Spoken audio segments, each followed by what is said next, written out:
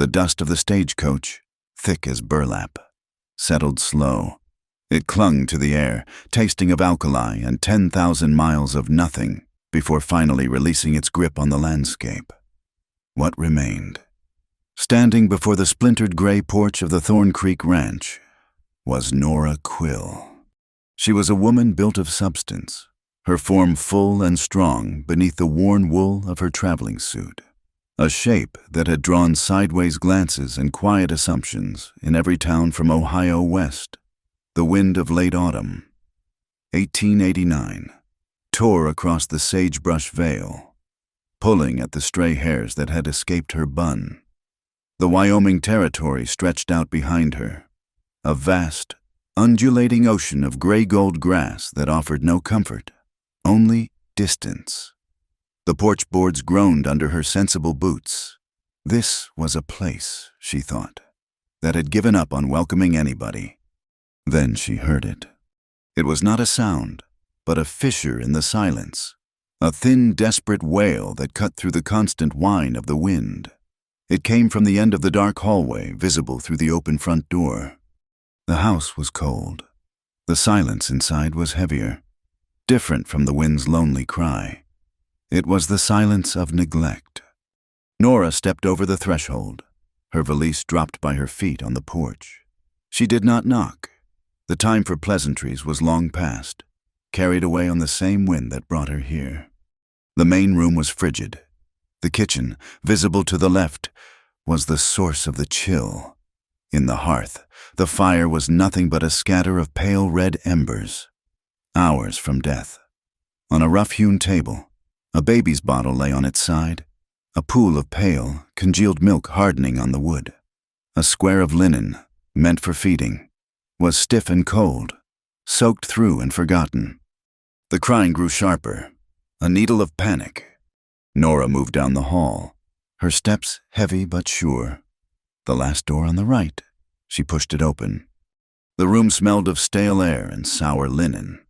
In a crude wooden cradle, a small creature was shaking, its face a mottled red, fists batting at the air. He looked to be about 4 months old, maybe less. She saw the desperation of a child who had cried past the point of expecting an answer. She did not hesitate. Her hands, chapped and red from the journey, were surprisingly gentle. She reached in and lifted the boy. He was light, frighteningly so, but burned with a dry heat. His crying hitched, startled by the sudden contact, the sheer, unfamiliar warmth of her. Nora settled her large frame into a stiff-backed rocking chair, loosening the top buttons of her suit and the front of her chemise. She settled the baby against the swell of her breast, a barrier of soft cotton and softer flesh. He rooted instantly, frantically, his small mouth finding purchase. And then, quiet, a desperate, gulping silence, broken only by the sound of his swallowing. Nora leaned her head back against the wood. She began to hum, a low, absent sound. It was a tune from the old country, a Gaelic melody her grandmother had used to soothe anxieties, a song that smelled of peat smoke and damp wool. It was a melody built for survival. She did not know how long she sat there. The wind rattled the window pane. The baby's frantic hunger eased into a steady, rhythmic pull. His body relaxed, molding against hers. A shadow fell across the doorway, blocking the weak light from the hall. Nora stopped humming, but she did not move. He stood there, a tall man outlined by the dim light. He was built of long, hard lines, the angles of his shoulders sharp beneath a worn shirt. He was Elias Thorne, 32 years old, the rancher, the widower. He wore a month's worth of dark beard, not as a style, but as a testament to disregard. His eyes, even in the gloom, were pale and exhausted. They watched each other. He looked at the scene, the strange, large woman in his dead wife's rocking chair, nursing his son with an exhaustion so profound it swallowed any shock. His voice was rough, like stones dragging in a dry creek bed. "You, the new cook." Nora's gaze met his. She did not look away. She did not apologize for her presence, or for the intimacy of the act he was witnessing. She was here because he had sent for a cook, and the cook had arrived. "Nora Quill, sir." She offered no other explanation. She had none to give that he would understand. He just stared, his eyes shifting from the child, now milk-drunk and slipping towards sleep, to her. The silence stretched again, pulled taut between them. Nora knew this moment. She had lived this moment 100 times. The assessment, the calculation, the quiet dismissal of her person in favor of her function. She decided to cut the wire before he did. She spoke clearly, her voice as calm and steady as if she were offering a tray of fresh bread. "No one wants a fat girl. Sir, she stated it as a fact of nature, like the color of the sky. But I can nurse the baby." The words hung in the cold air. It was a gamble, an offering of the one thing she possessed that this house desperately needed. It was not just cooking. It was life. Elias Thorne's gaze moved from the sleeping child's head, nestled securely against her bosom, up to her face. He saw the flush on her cheeks, not from shame, but from the warmth of the child and the cold of the room. He saw the practicality in her eyes. He gave a single, sharp nod. The movement looked like it pained him. Then stay. That was all. He turned, his boots echoing on the wooden floor as he walked away, leaving her alone with the child and the shadows. Only when the sound of his steps faded did Nora Quill let out the breath she had been holding. It came out as a long, shuddering sigh, misting in the cold air. She had not intended to anchor herself anywhere. She had learned, long ago, that places and people were temporary. You cooked, you cleaned, you took your pay, and you moved on before the quiet judgments became too loud. But as she looked down at the small, warm weight in her arms, she felt an old, familiar ache in her chest, like remembering the chorus of a song she thought she had forgotten. Perhaps, she thought, this time would be different. The next dawn was a pale, watery gray that did little to warm the kitchen. But Nora was already moving. She had found the wood pile. She had cleared the old, dead ash from the hearth and built a new fire, coaxing the flames from kindling with a patient breath. The house began to change. She found the oats and put a pot on to simmer. She found 3 eggs in the cold pantry and a tin of cream. She beat them with a fork, adding a pinch of dried thyme she found in a dusty jar. The smell of the herbs, of the cooking cream, of the slow simmering oatmeal began to push back against the lingering chill. The house started to smell like a home. When Elias came in from the pre-dawn chores, his face stiff with cold, he stopped. He looked at the fire, at the table set for one, at the pot of coffee steaming. He said nothing. Nora served him the scrambled eggs and the oatmeal. He ate standing by the hearth, gulping the hot coffee. After he left, Nora ate her own breakfast. She sat at the table, but she angled her chair to face the pantry wall, turning her back on the wide kitchen window. She could not yet bear to look out at the endless, frozen prairie. She was not ready to face a future that looked so much like the past. When she cleared the table, she found a piece of paper on the counter where his plate had been. It was not a thank you. It was not a welcome.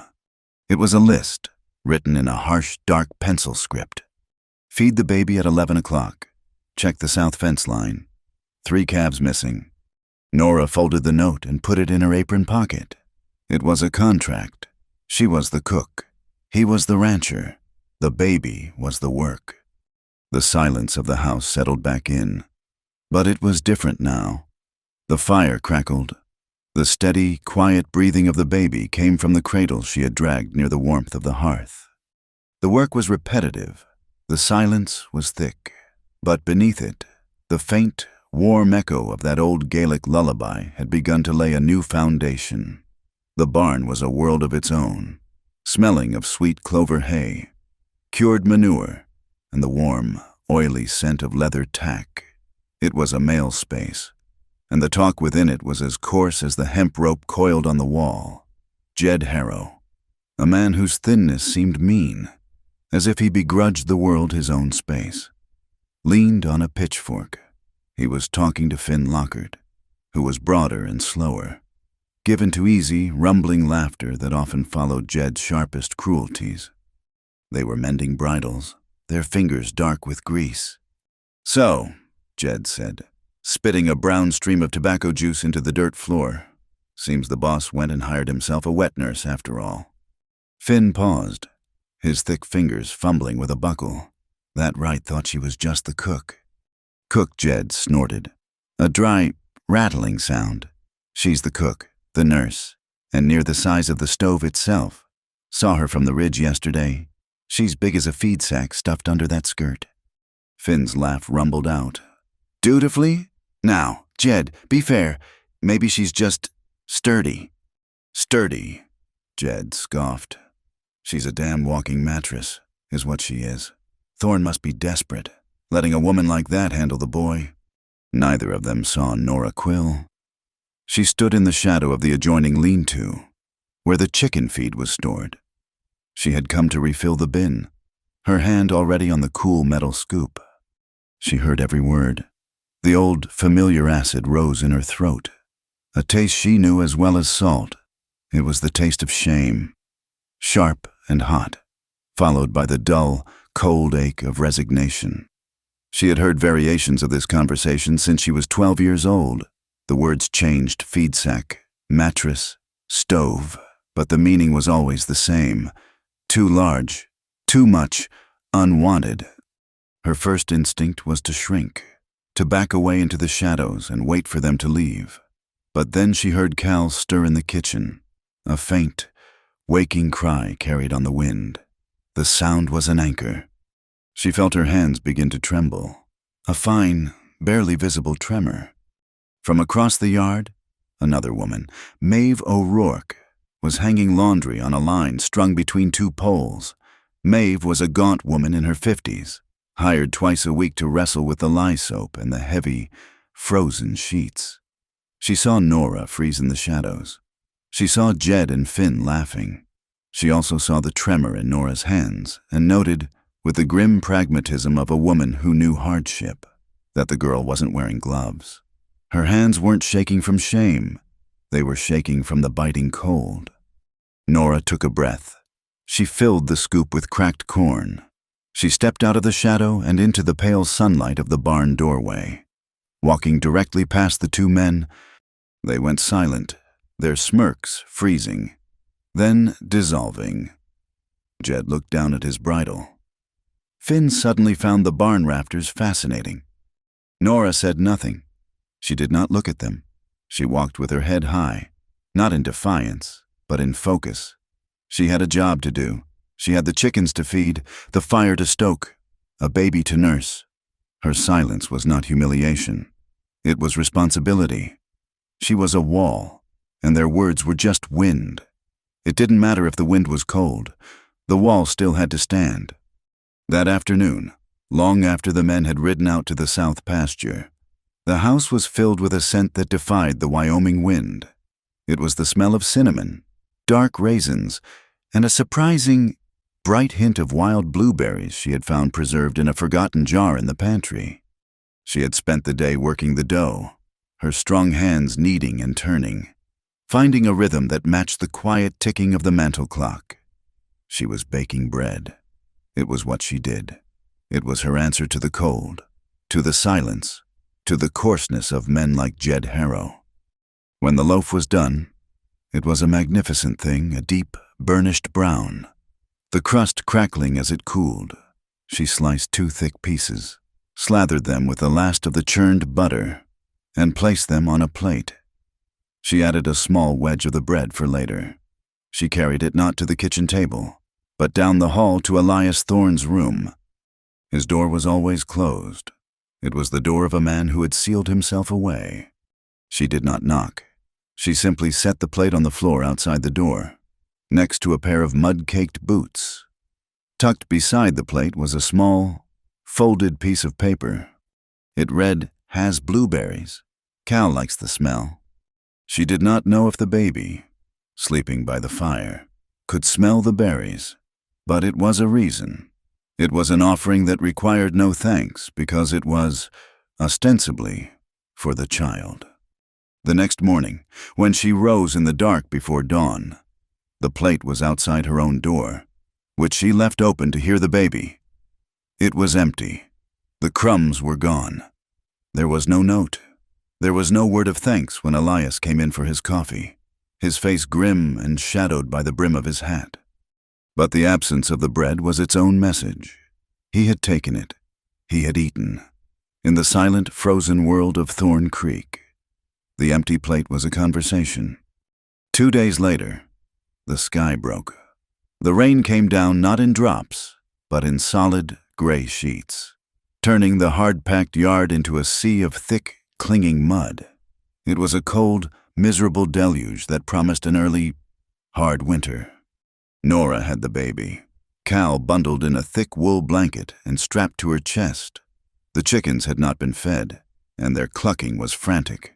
She pulled her shawl tight, grabbed the feed bucket, and stepped off the porch. Her right shoe, the one with the heel worn down to a dangerous angle, sank deep. When she tried to pull her foot free, the mud made a greedy, sucking sound and refused to let go. She pulled harder. The leather, already brittle and strained, gave way. The entire sole ripped clean off. She stood there for a moment, the cold rain plastering her hair to her face, her stockinged foot sinking instantly into the freezing mire. She cursed, not loudly, but with a deep, frustrated sigh. She kicked off the other shoe, which was now useless. Barefoot. She gathered her skirts, hoisted the bucket, and began the trek to the chicken coop. It was only 20 yards, but it felt like a mile. The mud was icy, thick as pitch, and it pulled at her with every step. Squeezing up between her toes, she felt the sharp sting of a hidden stone. Her feet were numb in seconds. Her skirts, heavy with water and mud, dragged around her ankles, threatening to trip her. Her hair, thick and dark, broke free of its pins and tumbled down her back. A soaked, heavy curtain. She was not a picture of grace, but as she reached the coop, braced herself against the wind, and scattered the feed for the frantic birds, there was a strange, raw beauty to her. It was the beauty of pure, uncomplaining endurance. When she turned to go back, Elias was standing on the porch, watching her. He was holding a hammer. His work on a broken latch interrupted. He didn't move, just watched her slow, laborious journey back through the muck, the baby a quiet lump on her chest. She finally reached the bottom step, her feet and the hem of her dress a disaster of brown mud. She paused, breathing hard, refusing to look ashamed. He spoke, his voice quiet, barely carrying over the downpour. "You lose your shoes." Nora looked down at her muddy feet, then back up at him. The rain dripped from her nose and chin. "No," she said, her voice flat. "The other one's too small." She took a breath. "I grew. It didn't." It was an old, bitter truth, spoken aloud to the man who employed her. It was the story of her life, summed up in a single, ruined shoe. She had always been growing, and the world had always been too small, too tight, refusing to accommodate her. Elias Thorne did not laugh. He did not smile. He didn't even pity her, which would have been worse. He just held her gaze for a long moment. He seemed to absorb the statement, to weigh it against the rain and the mud and the crying baby. Then he gave that same sharp nod he had given the first day. He turned and went back inside, the hammer heavy in his hand. That night, after Cal was asleep and the house was still, Nora sat by the kitchen fire. She had washed her feet, the skin red and raw. Beside her on the hearth were her 2 ruined shoes, the one with the missing sole, and its partner, the leather cracked and the toe bursting. She stared at them, and as she did, she remembered a voice from a long time ago, a sharp-tongued aunt in Ohio, holding up a pair of delicate slippers. "What's the point?" the aunt had snapped. "A fat girl doesn't need pretty shoes. She'll just break them." Nora picked up the broken shoe and threw it into the back of the fire. The leather smoked, curled, and then caught. The small flames, a brief, angry punctuation to the memory. She left the other one on the hearth to dry, a useless monument. She woke the next morning to the smell of frost. The rain had passed, leaving the world encased in a thin, fragile layer of ice. When she opened the kitchen door to fetch the milk pail, she nearly tripped over them. They were a pair of women's boots. They were not new. The dark brown leather was worn and scuffed, but it had been recently oiled, giving it a dull, rich sheen. They were sturdy, with thick, sensible soles and strong laces. They were small, but not delicate. They were built for work. Tucked into the top of the right boot was a folded piece of paper, the same rough kind he used for his lists. The pencil script was awkward, the letters pressed hard into the paper. "My sisters, she ain't coming back for 'em. Figured they should be here." Nora stared at the note. My sisters, a woman who was gone. A woman who, apparently, had feet the same size as hers. She picked up one boot. It was heavy and solid. She brought it inside, closing the door softly. She sat on the floor by the fire, her hand pressed to her chest, feeling the steady beat of her heart against her palm. She looked from the boots to the single, useless shoe still on the hearth. Slowly, she pulled on a pair of thick wool stockings. She untied the leather laces and slid her foot into the first boot. It was snug. It was warm from its time near the oiled leather. She slid her other foot in. They fit perfectly. She laced them up, her fingers fumbling slightly. She stood. She was taller. She was balanced. She walked across the kitchen floor. The heels made a solid, satisfying thud on the planks. It was the sound of purpose. She put on her shawl, bundled Cal, and stepped out onto the porch. She walked down the steps and into the yard. The mud was still there, but it was hardening, and it did not suck at her. Her feet were warm. Her ankles were supported. She walked to the woodpile, her steps lighter than they had been in years. High on the north ridge, a lone figure was mending a fence line. Elias Thorne paused, his hammer resting on a post. He watched the woman in his sister's boots cross the yard, her back straight against the morning cold. He watched her for a full minute, and the hard, frozen ice in his eyes seemed to crack, just a little, at the edges. The wind had changed. It carried the smell of frost and wet earth, but for the first time, it also carried the faint, warm scent of baking bread down the valley, all the way to the edge of Larkspur Ridge.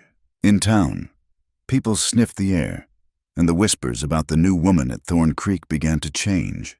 The judgment didn't disappear, but it was joined by a new, grudging curiosity. Back at the ranch, Nora Quill, her feet warm and dry, began to walk as if she belonged to the ground she stood on. The wind changed. It stopped rattling the windows and began to keen, a high, thin sound that scraped at the nerves. It came from the north, carrying the first true bite of winter, a smell of iron and ice. The cold was no longer a visitor. It had come to stay, and it found Cal. It began subtly, a dry, barking cough in the middle of the night that had Nora out of her bed, her feet bare on the cold floorboards. She checked him, felt his forehead. He was warm, but not worryingly so. She gave him a sip of sugared water and rocked him, that old Gaelic tune humming deep in her chest, until he settled. By evening, it was no longer subtle. The warmth had become a frightening, consuming heat. His small body, which had finally begun to fill out under her care, was rigid. His skin a mottled, angry red. He wasn't just crying. He was fighting for air, a terrible, shallow, wheezing sound accompanying every breath. His lungs sounded like dry leaves being crushed. Nora's movements became swift, economical, and charged with a silent, focused energy. This was not a problem of the heart or of men's cruelty. This was a battle, plain and simple. She built the kitchen fire up until it roared, a wall of heat against the invasive cold. She filled the heavy black kettle and set it on the stove, kneading the steam. She pulled a knob of gnarled ginger from her small supply box. a remedy her grandmother had sworn by, with a paring knife. She sliced it into thin, fragrant coins.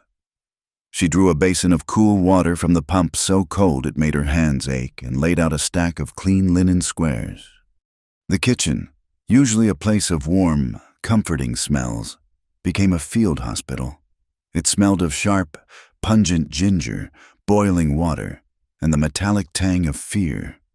Cal's cries were thin and ragged, lacking the strength to be a full wail.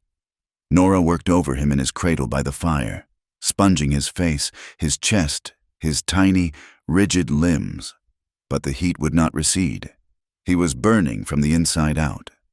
The kitchen door flew open, slamming against the interior wall with a crash that made Nora jump. Elias stood there. He was a man undone. The stoic, silent rancher was gone, replaced by a wild-eyed stranger. His hair, usually combed back, was a tangled mess, sticking to his forehead in damp, dark strands. He was wearing his barn coat, but he was sweating, a cold sweat of pure panic.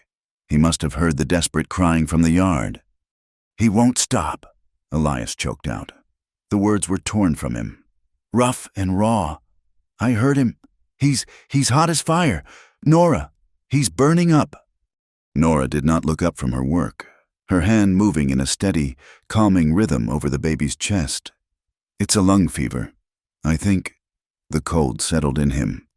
"I'm trying to break it." "It's not working." Elias strode into the room, his presence overwhelming the space.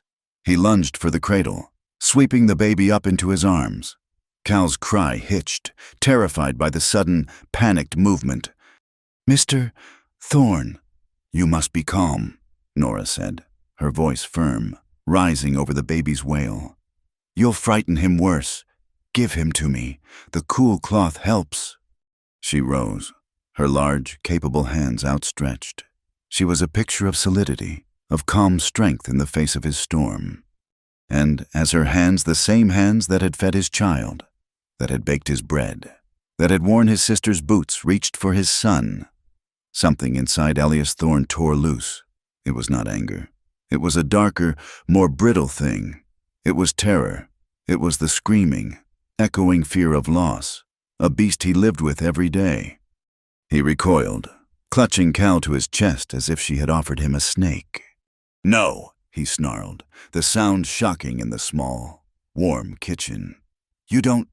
You keep your hands off him. I didn't hire you to be his mother." The words struck the air and hung there, vibrating and hideous. The kitchen went utterly, terribly still. The only sounds were the furious bubble of the kettle and Cal's desperate, rattling breath. Even the wind seemed to pause, listening. Elias froze, his own words echoing back at him. He saw the color drain from Nora's face, leaving it a stark, pale mask in the firelight. He saw the flicker in her eyes, not of tears, but of a deep, profound wound. Nora Quill did not flinch. She did not raise her voice. She did not cry. She slowly, deliberately, lowered her outstretched hands.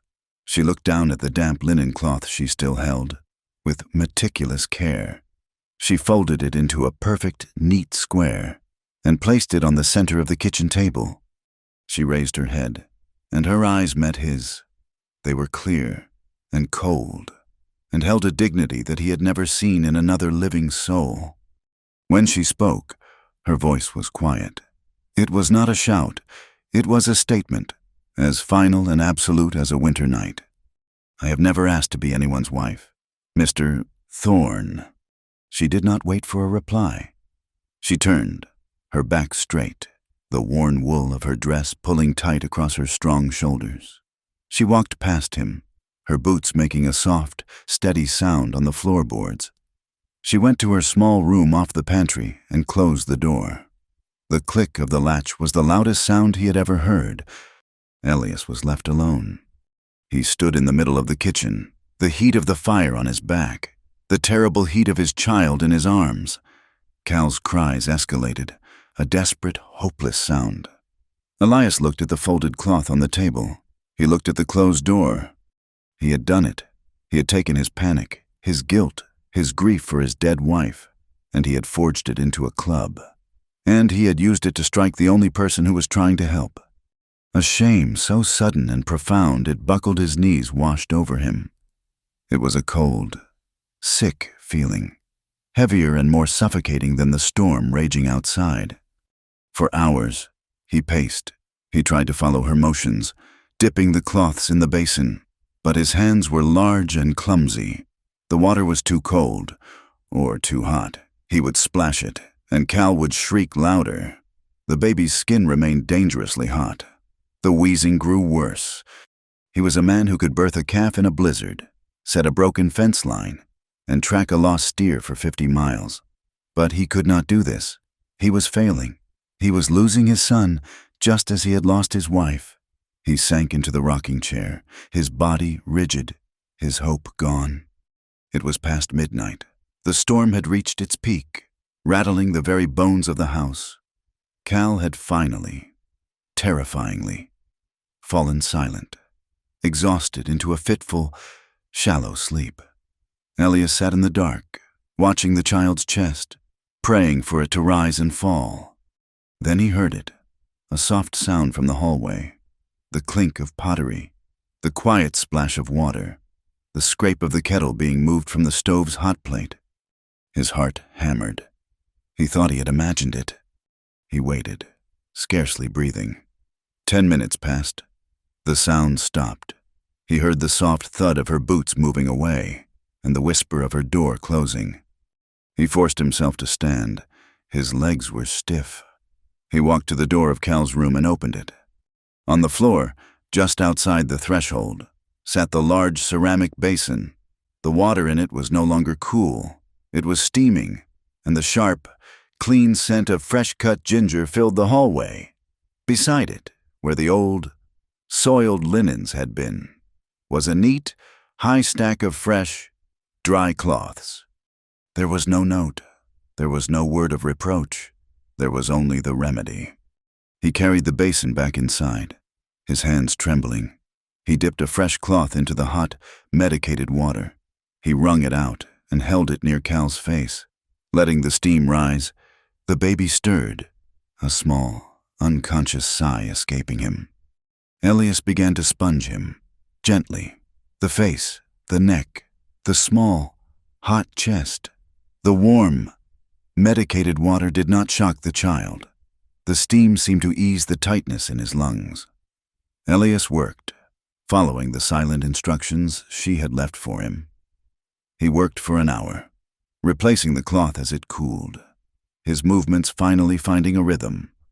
The redness on Cal's skin began to recede, fading to a damp pink. The terrible, high-pitched wheeze softened, deepened. He was breathing again. Not fighting, but breathing. The fever had broken. The child slept. Elias stood by the window, watching the moon, a cold, broken sliver, appear through the racing clouds. He looked down at the small, peaceful face in his arms, his throat aching with a feeling so raw he could not name it. "She doesn't want to be your mother." "Cal," he whispered, his voice cracking. "And she's right. But God help us, she's better than what your father deserves." Dawn arrived, pale and exhausted. The fever was gone. Cal was weak, his cries thin and reedy, but he was hungry. Nora emerged from her room at her usual hour, as if nothing had happened. The silence in the kitchen was brittle, charged with unspoken words. She took Cal from Elias, her face composed, her eyes revealing nothing. She unbuttoned her bodice and nursed him by the fire. Elias ate the oatmeal she prepared, his gaze fixed on the wooden grain of the table. "Thank you," he managed to say, the words thick in his mouth. "He's a strong boy," she replied, her voice neutral. She was acknowledging the baby, not his gratitude. The truce was fragile. That afternoon, while Elias was out replacing a section of fence damaged in the storm, Nora set about restoring order. Cal was sleeping peacefully, his breath deep and regular. The crisis had passed. She decided to dust the main room, a space that still felt more like a tomb than a living area. She ran her cloth over the tall, dark bookshelf, clearing away the fine layer of neglect that covered everything. Her fingers brushed against something tucked behind a set of leather-bound ledgers on the top shelf. It was a small, carved wooden box. Out of place, it tipped forward and fell, landing on the plank floor with a hollow thud. The simple brass latch, weakened by the fall, sprang open. Its contents spilled across the floor. A stack of letters, tied in a faded blue ribbon, and a single, silvered tintype. Nora's breath caught. She knelt, her first instinct to gather the spill, to erase her intrusion. She picked up the tintype. It was a woman. She was beautiful, with large, dark, haunted eyes that seemed to consume her face. She was painfully, exquisitely thin, her collarbone sharp ridges beneath the lace of her formal dress. The dress itself seemed to hang on her, as if it had been made for someone else. This was Lenora, the late Mrs. Thorne. A flush of shame and trespass crept up Nora's neck. This was not her place. She began to gather the scattered letters, her one thought to put them back, to hide her discovery. But as she scooped them up, one loose page, separate from the ribbon-tied bundle, caught her eye. The handwriting was faint, spidery, and elegant. "What are you doing?" The voice from the doorway made her gasp. Elias stood there, his hat in his hand, his coat damp with melted snow. His eyes were not on her, but on the scattered contents of the box. Nora froze, her hands full of his dead wife's letters. "Mr. Thorne," she stammered, rising to her feet. It fell. I was dusting the box. I was only putting them back." She waited for the explosion, for the anger, for him to banish her for touching his sacred relics. But the anger never came. An exhaustion so profound it seemed to pull him toward the floor settled over his features. He walked past her, his boots heavy, and sank into his chair by the cold hearth. "Leave it," he said, his voice hollow. He stared at the tintype of his wife, which Nora still clutched in her hand. "She was from Boston," he said, his voice flat, speaking to the fire grate. "She was delicate, not made for this place." He scrubbed his face with his hands. "She was always worrying." What the town thought, the other ranchers' wives. She thought she was too much, too loud, too strong. He let out a dry, bitter laugh that sounded like stones cracking. "And I did nothing. I let her—" "Let her what?" Sir Nora asked, her voice a whisper. Elias finally looked up, and his eyes were raw, stripped of all pretense.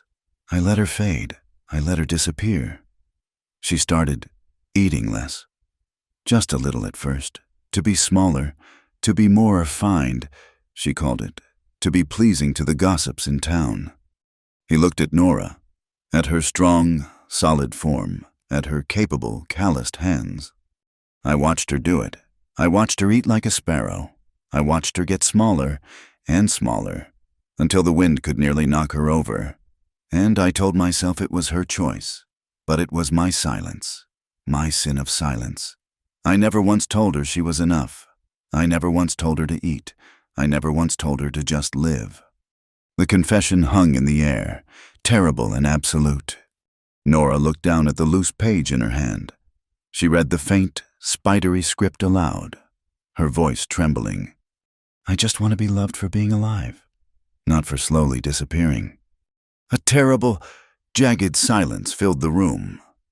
Elias put his head in his hands, his shoulders shaking. Nora Quill looked at this broken man, a man who had lashed out at her from his own private hell. She said nothing. She offered no platitudes. There was no, "it will be all right." She simply rose from the floor. She walked over to him, and she did the one thing that was not in her contract. She placed her hand on his. Her hand was large and warm from her work. It was rough, the skin calloused from lye soap, firewood, and kneading dough. It was a solid, living, present thing.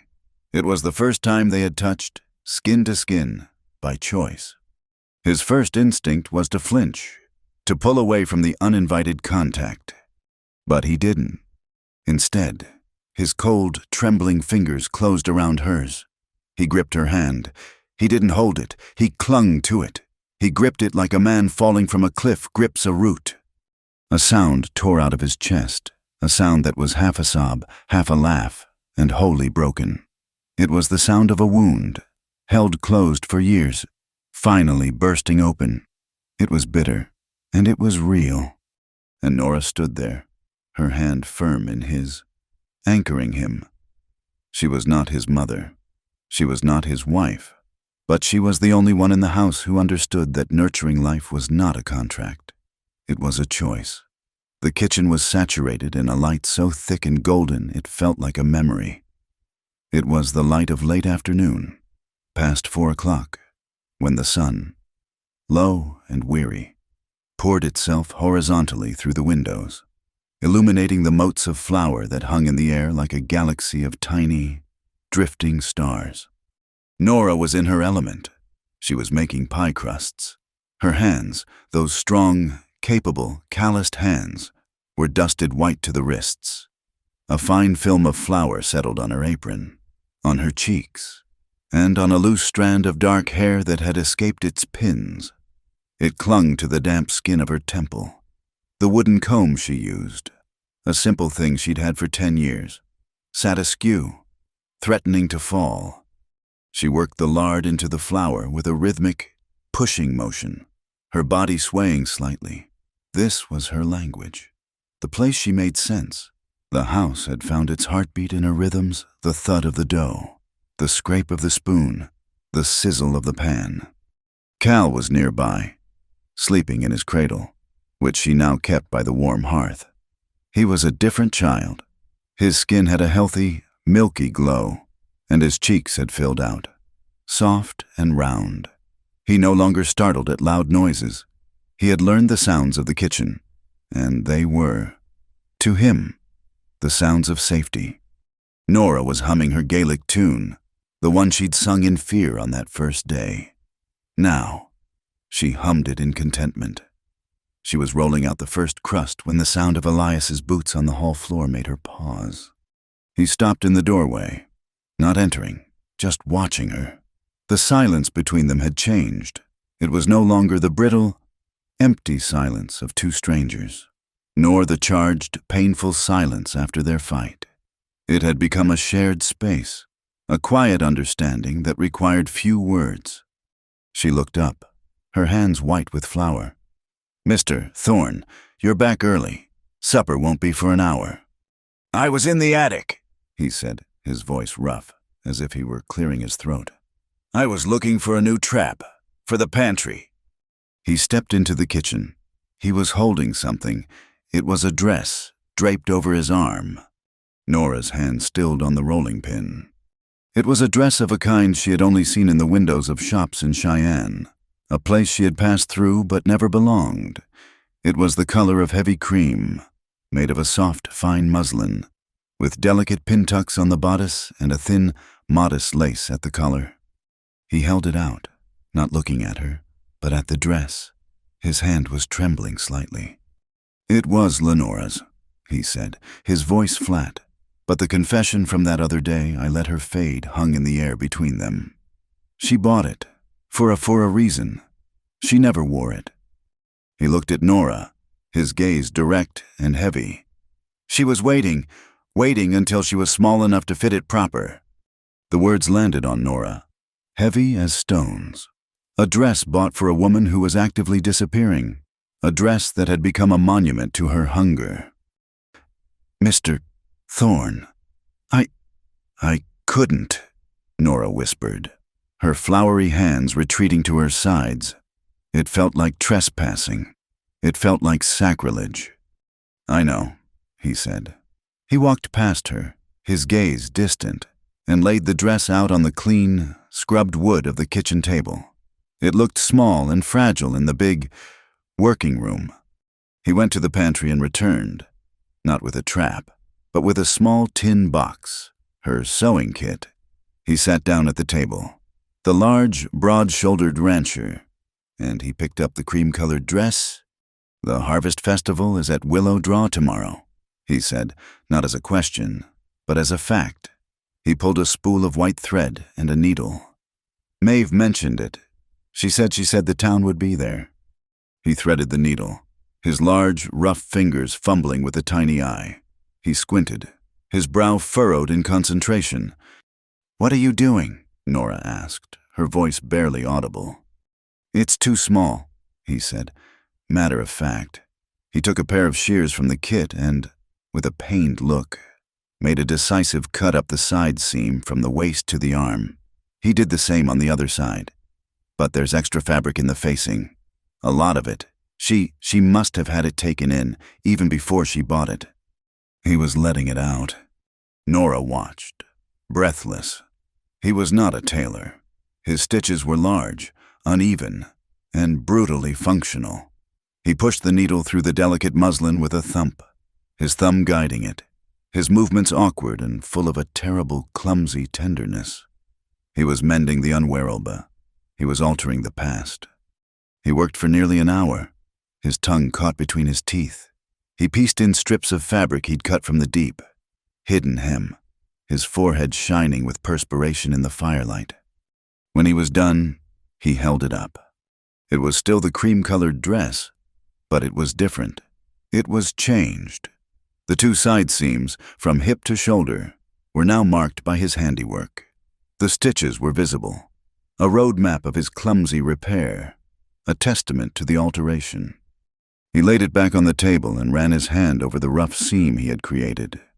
He finally met her eyes. His were full of the lingering shadow of his confession.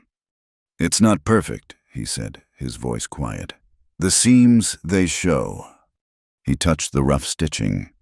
"But maybe the visible seams are better. Maybe they suit a person who isn't trying to hide their wounds." Nora looked at the dress. She saw the ugly, honest stitches. And she saw the invitation. He was not asking her to be Lenora. He was not asking her to be small, or perfect, or invisible. He was offering her a patched-up, altered, and honest version of beauty.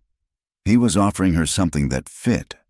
She stepped forward, wiping her hands on her apron, but the flower was still there, with one fingertip.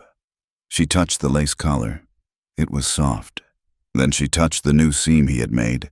It was strong and real. She lifted the dress from the table. She held it up to her own body, the delicate fabric falling against her sturdy, flower-dusted form. It felt, for the first time in her life, like something that might belong to her. She folded it, clutching it to her chest, burying her face for a moment in the faint, lingering scent of camphor and old memories, and the new, sharp smell of the thread he had just used. Willow Draw was a small hollow by the creek, sheltered from the wind by a stand of old, broad-limbed cottonwoods. For the harvest festival, it was transformed. Strings of paper lanterns, red and yellow and blue, were strung between the trees, their candlelight glowing warm against the deepening twilight. The air was thick with the scent of wood smoke, roasting corn, and a sharp, sweet perfume of hot cider and cinnamon-dusted apples. A fiddle sawed out a lively tune, punctuated by laughter and the rhythmic stomp of boots on a temporary wooden dance floor. The thorn wagon rolled to a stop. Elias, in a clean shirt, lifted Cal wrapped in 2 blankets and handed him to Nora. And Nora stepped down from the wagon. She was wearing the cream-colored dress. She had washed her hair, and it was piled on her head in a soft, dark knot, with the wooden comb firmly in place. The dress fit. The visible seams ran down her sides, a mark of her place in this new, altered life. She wore her sister-in-law's sturdy boots under the fine muslin, a combination that was perfectly, uniquely her. She took Cal and settled him on her hip. The baby, awake and curious in the lantern light, blinked at the colors. Elias came to stand beside her. He didn't take her arm. He didn't make a grand gesture. He just stood there, a solid presence at her side, as they walked into the light. People stopped. They turned. The whispers that had followed Nora Quill for weeks, the cook, the large woman, the one who took the baby, faltered. They saw Elias Thorne, a man who had been a ghost for a year, walking with his shoulders back, and they saw the woman beside him. She was not slender, she was not delicate, but in the warm, flickering lantern light, in that cream dress, with that healthy, happy baby on her hip, she was magnificent. She smiled at a neighbor, and then she laughed. A child ran past, chasing a dog, and Nora let out a full, rich laugh, a sound as warm and real as the apple cider. It was a laugh without apology. She was not asking for permission to be there. She was simply there. And the looks of the townspeople, the ones who had judged her from a distance, changed. The curiosity, the pity, the mild disdain, it all melted away, replaced by a new, startling, grudging respect.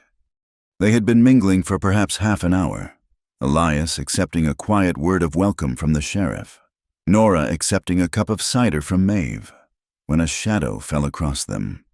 "Elias, it has been an age." The voice was like clear, cold water, precise and beautiful. Nora turned. The woman before them was Belle Carraway. She was the town's most prominent widow, a woman whose grace was as sharp as her features. She was slender, wrapped in a deep blue velvet that spoke of money and taste. Her blonde hair was pinned in a perfect, intricate coif. She was everything Nora was not. She was everything Lenora had tried to be. Belle's gaze slid from Elias to Nora, taking in the dress, the baby, the boots. In one swift, dismissive sweep, her smile was polite, but it did not reach her eyes.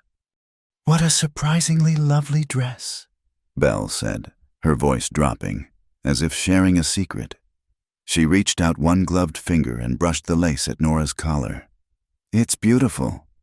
She paused, her smile tightening. "But it was someone else's, wasn't it?" The words were a stiletto, slipped perfectly between the ribs. It was an accusation, a reminder. You are an imposter. You are in a dead woman's clothes. You do not belong. The fiddle music seemed to fade. Nora's heart, which had been so full and warm, suddenly felt cold. Her hand tightened on Cal's back. She felt the flowery, ghostly presence of every insult she had ever endured. She felt the shadow of Lenora, of the woman who had starved herself for the approval of women just like Belle. Elias stepped slightly forward, placing himself half between Belle and Nora. He did not raise his voice. He didn't sound angry. He sounded calm, settled. He looked directly at Belle Carraway, but his eyes were on Nora, who was just over Belle's shoulder. "No, Belle," he said, his voice clear and carrying in the cool night air. "It isn't someone else's now." It was a simple sentence, but it was a declaration. It was an anchor. It was the closing of one door and the opening of another. Belle Carraway's perfect smile faltered. She saw the look in his eyes, the one that was not directed at her. She saw the finality. With a stiff, gracious nod, she murmured, "Of course, enjoy the festival," and glided away, a slender ship of blue velvet disappearing into the crowd. Nora let out a breath she hadn't known she was holding. Her heart was hammering, but the warmth was returning. A fierce, bright heat that started in her chest and spread to her fingertips. He had defended her. He had claimed her, not as property, but as present. But as the warmth spread, that old, familiar ache returned with it. The dress was still Lenora's. The house was still Lenora's. The child his child. She was walking in a life built from the memories of another, a life patched together with clumsy, visible seams. Just then, Cal, fascinated by the flickering light on the white fabric, reached out his small, starfish hand. He fisted the delicate lace at her collar, the same lace Belle had touched, and pulled it toward his mouth. Nora looked down at him. His wide, clear eyes, so like his father's, stared up at her in perfect, simple trust. He was real. The weight of him on her hip was real. She smiled, a small, genuine smile that was just for him. She bent her head and pressed a soft, warm kiss to the back of his tiny, fisted hand.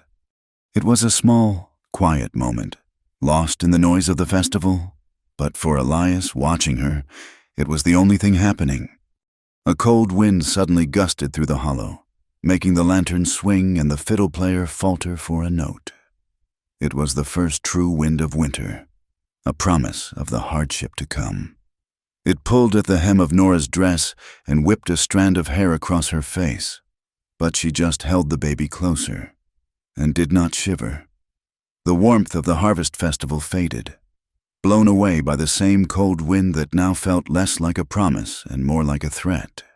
The week that followed was one of grim, quiet work. The high country pastures were closed, the cattle brought low, and Elias Thorne rode the fence lines with a tension that radiated off him like a killing frost. He returned late one afternoon, not to the kitchen, but to the barn. Nora, who had been watching from the window while wiping down the table, saw him dismount. He didn't tend to his horse. He just stood for a long minute, his hat in his hand, staring at the northern ridge. He walked not to the house, but to the south pasture fence line, his head down. When he finally came inside, the sun had set. He brought the cold in with him. He didn't speak, just walked to the wash basin and scrubbed his hands, the sound of the harsh lye soap and water abrasive in the quiet room. "Supper's on," Nora said softly, ladling stew into a bowl. "Cal's already asleep." Elias dried his hands, his back to her. "It wasn't wolves." His voice was flat, devoid of all emotion. Nora paused, the ladle hovering. "What wasn't?" "The calves, the 3 that went missing before you came, and 2 more. Last night." He turned, his face a mask of exhaustion and cold fury. "Wolves tear. They leave a mess. The wire on the south fence, it was cut, clean, with nippers." He sat down at the table, but he didn't look at the stew. He looked at his own chapped, raw knuckles. "Shod horses. 3 of them. They knew the gully. They knew where to cut. They knew the patrol." He finally looked at her, his pale eyes like chips of ice. "It's Barrett Cole's outfit, the Black Sash Riders." The name hung in the air, thick and greasy as gun smoke. Nora had heard the name whispered in Larkspur.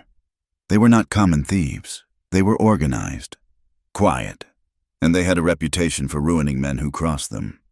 Before she could respond, another sound cut the night. A single horse, ridden hard, coming to a stop in the yard. Elias was on his feet, his hand moving toward the rifle he kept holstered by the door. But the knock was polite. It was a boy from the bank in Larkspur Ridge. He handed Elias a sealed envelope, tipped his hat to Nora, and, refusing a drink, rode off just as quickly. Elias broke the wax seal with his thumb. He unfolded the single sheet of paper. Nora watched his face. She saw the blood drain from it, leaving his skin taut and gray over the bones. He didn't curse. He just set the paper down on the table, next to the steaming bowl of stew. It was from Mr. Luther Pike, president of the First Wyoming Bank and Trust. It was a formal, polite, and utterly brutal letter, due to the instability of the ranch's recent operations, and the outstanding principal on his loan. The bank was exercising its right to call the note. He had 30 days to pay in full. If he could not, the property, the house, the land, the cattle, everything would be seized and sold at auction. 30 days, and they were losing cattle every night. "He knows," Elias said, his voice a dead whisper. "Pike knows we're being hit. He smells it." He was being squeezed. The rustlers were taking his assets. The bank was taking his future. The second blow came 3 days later. On a Sunday, Maeve O'Rourke arrived for the weekly laundry, her face pinched and her lips thin. She was usually a source of dry, practical gossip. But today she was silent, attacking the soiled linens in the boil pot with a furious, jabbing motion. "All right, Maeve," Nora said. setting a hot cup of coffee and a thick slice of apple cake on the table. "Out with it. Your face is as sour as last week's milk." Maeve stopped her jabbing. She looked at Nora, her eyes filled with a shared, womanly anger. "It's that Belle Carraway. And she's got the ear of Mr. Pike, you know? Sits next to him in the front pew." "What about her?" Nora asked, though she already felt a cold knot forming in her stomach. "Church social," Maeve said, grabbing the coffee. "She was holding court, talking about unfortunate situations, about stability for the children. She said a growing boy needs a mother's influence." "I am not his mother," Nora said, her voice sharp. "I know that," Maeve snapped.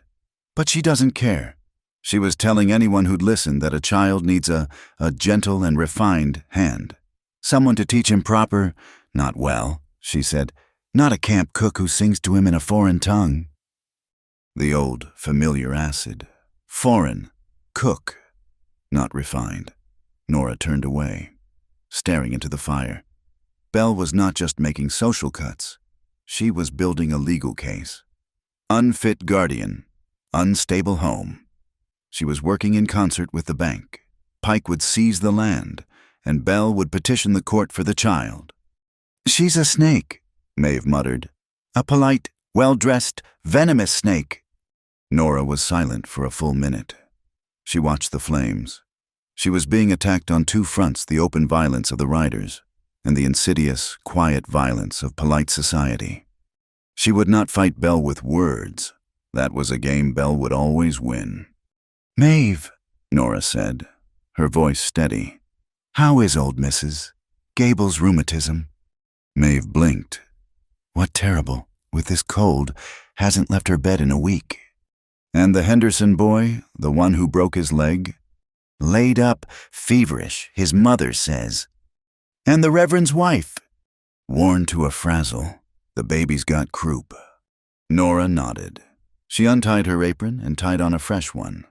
"Right, the stew is on. You handle the laundry." For the rest of the day, Nora didn't stop. She fired the oven and she baked.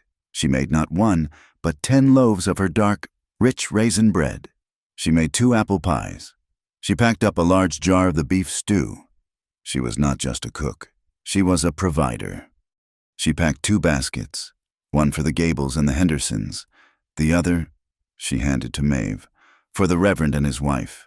"And Maeve, see that you deliver it, and tell them it's from Thorn Creek, from all of us." Maeve understood instantly.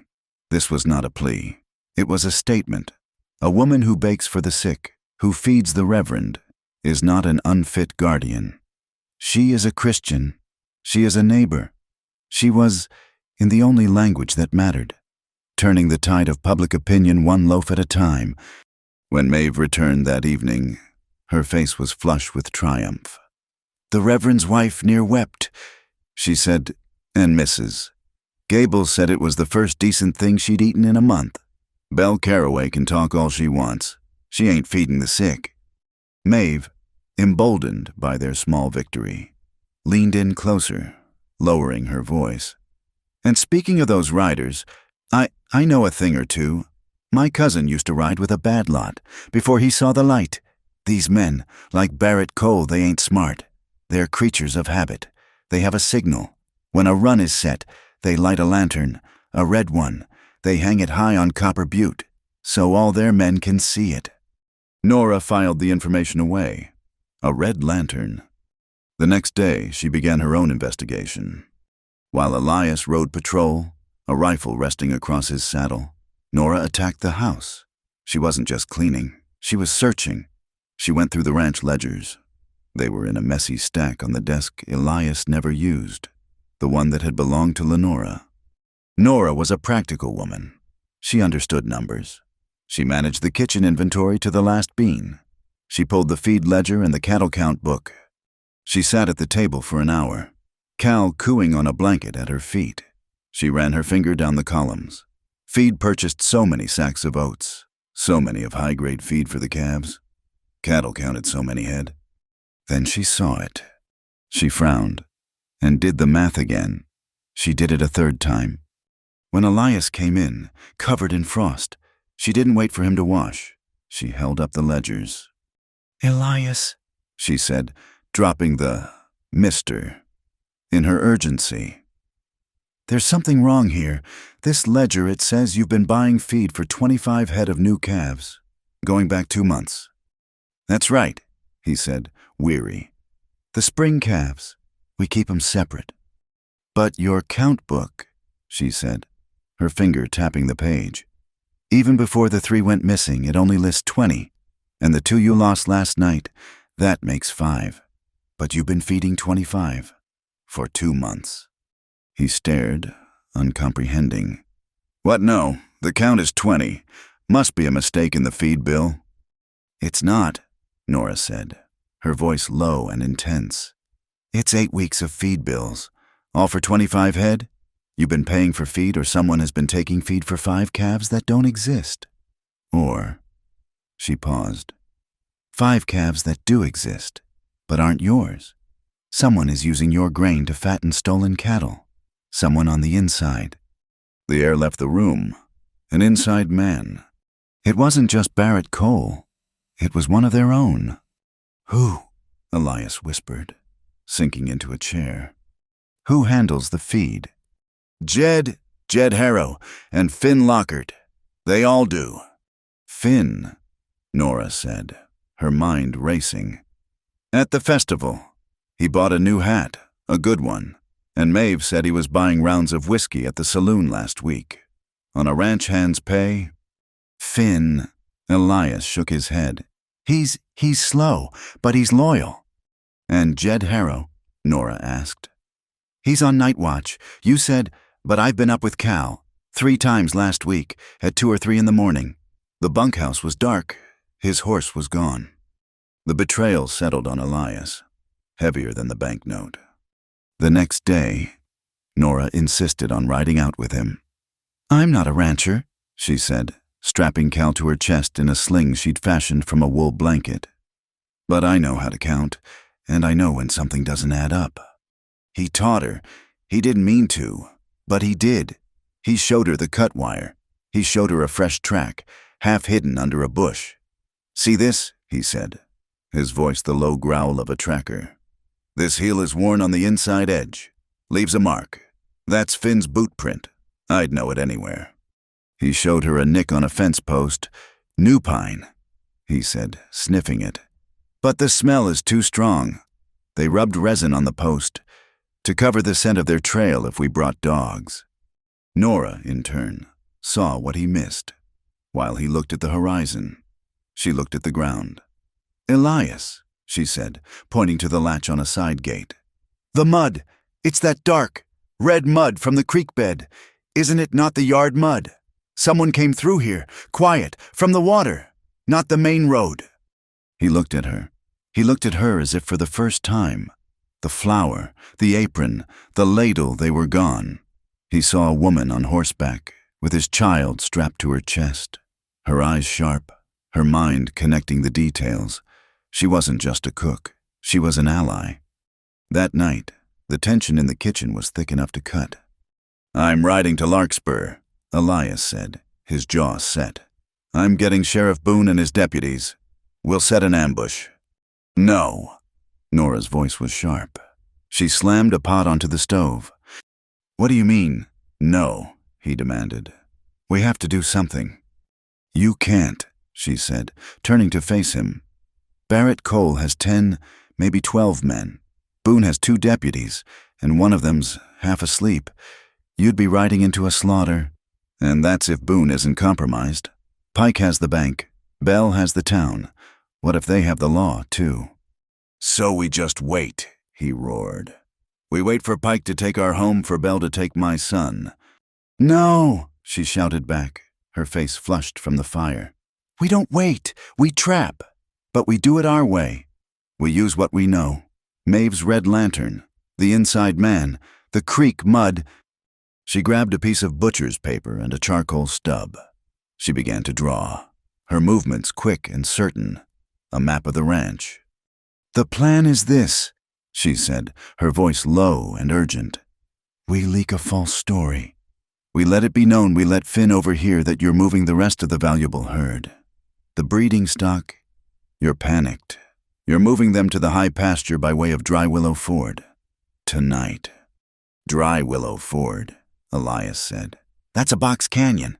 A perfect ambush. Exactly, Nora said.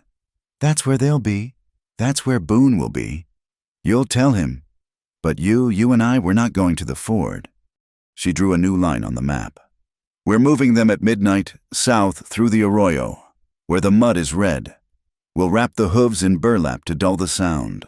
The wind changes at midnight. It'll blow north. It'll carry our scent away from the main road.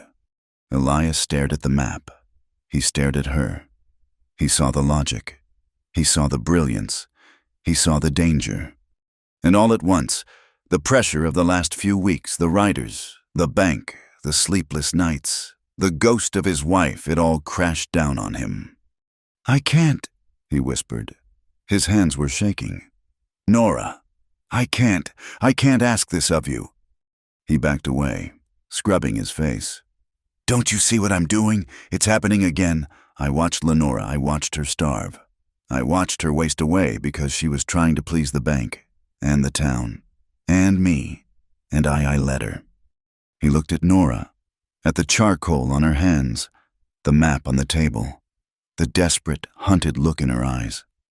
And now I'm doing it to you. I'm letting you do this. You're counting feed. You're drawing maps. You're not sleeping. You're planning a range war. I'm letting me wear you down to nothing, just like I did her. The confession was a raw, open wound. Nora stopped. She looked at him, at this strong man, broken by fear and guilt. She walked over to him. She didn't touch his face. She didn't offer soft comforts. She put her large, warm, capable hand on his forearm and gripped it, hard. Elias. He flinched at the sound of his name, spoken with such authority. She wasted away because she was hungry, because she was alone, and because you were silent. She squeezed his arm, forcing him to meet her gaze. Look at me. I am not her. I am not alone, and I am not hungry. She nodded toward the stove, where the massive pot of beef and barley stew was bubbling, the rich, savory scent filling the entire house. It was a smell of strength, of substance, of survival. We are not going to panic, she said, her voice a low, steady command. We are going to eat a proper supper. We are going to feed your son. We are going to get 4 hours of sleep. And then we are going to trap these bad men. This. He gripped her hand. He didn't hold it. He clung to it. He gripped it like a man falling from a cliff grips a root. A sound tore out of his chest, a sound that was half a sob, half a laugh, and wholly broken. It was the sound of a wound, held closed for years, finally bursting open. It was bitter, and it was real. And Nora stood there, her hand firm in his, anchoring him. She was not his mother. She was not his wife. But she was the only one in the house who understood that nurturing life was not a contract. It was a choice. The night was taut, stretched thin as old muslin, and waiting. A low, wet mist clung to the ground, silvered by a 3/4 moon. It muffled the sounds of the world, making the clink of a harness ring or the nervous stamp of a horse feel unnaturally loud. High on the black, jagged spine of Copper Butte, a single light winked into existence. It was not a star. It was the color of a fresh wound, a small, angry red eye opening in the dark.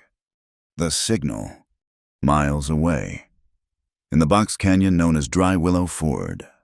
Sheriff Silas Boone tasted the grit on his teeth.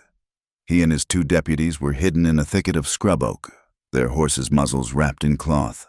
The herd, 24 crude wooden frames draped in old hides, was perfectly placed in the moonlight. Boone was a patient man, but he didn't like this. It felt too simple. It felt like a plan made in a kitchen. At the Thorn Creek Ranch, Elias had just returned from Maeve O'Rourke's small homestead.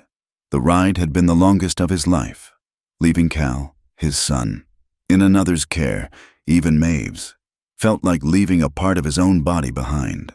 But as he saw Nora standing on the porch, waiting, the cold fear in his gut was replaced by a different kind of chill, resolve. The house was quiet. The true herd of breeding cattle shifted to the north pasture, well hidden in the arroyo. "They're coming," he said, his voice a low rumble. "I know," Nora replied. She wasn't looking at the butte.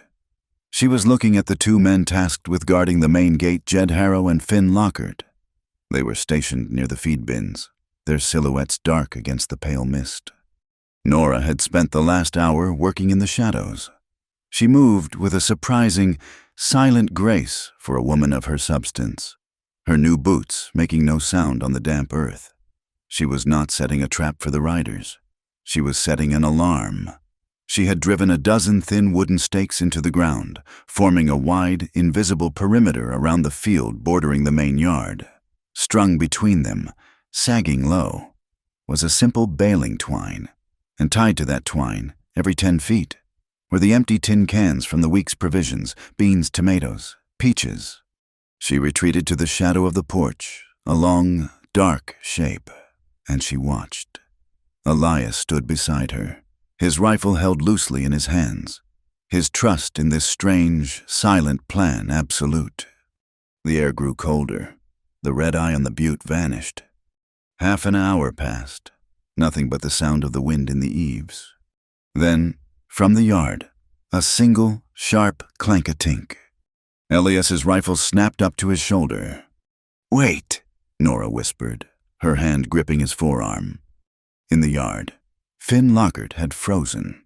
He had been pacing, his nerves getting the better of him, and his boot had snagged the low-lying string. Jed Harrow, who had been leaning against the feed bin, whirled around. His movement was not one of surprise.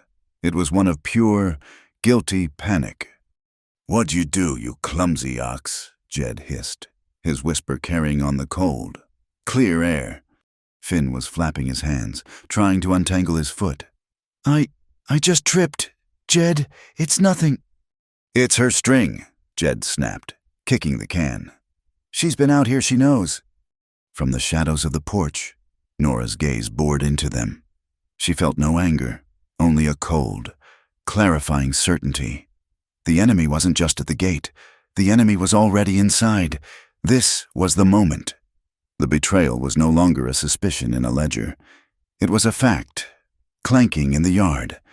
At that exact moment, the sound of a dozen horses at a hard gallop tore the night open. But the sound was wrong. It was coming from the east, from Dry Willow Ford. The trap had been sprung. At the ford, Barrett Cole and his men thundered into the canyon, their black sashes dark slashes in the moonlight. They saw the herd. They saw the easy prize. "It's a gift," one of them shouted.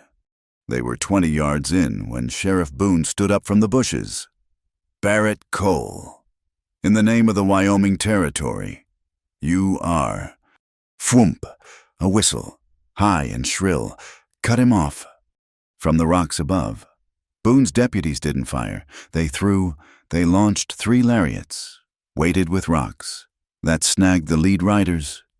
The horses, not the men, were the targets. A 4th rope, dragged between 2 men, caught the legs of the 2nd rank. Horses screamed. Men shouted in confusion. The charge dissolved into a panicked, tangled pile of thrashing hooves and cursing men. It was chaos. Barrett Cole, however, was not a fool. He reined in his horse so hard it reared, its eyes white. He saw the wooden frames. He saw the deputies. He heard the whistle. A trick. A cook's trick. "It's a fake," he bellowed. "To the ranch. The real herd is at the ranch scatter." He wheeled his horse, broke from the tangle, and dug his spurs in, heading west, back toward Thorn Creek. 3 of his men, the ones who hadn't been unhorsed, broke with him.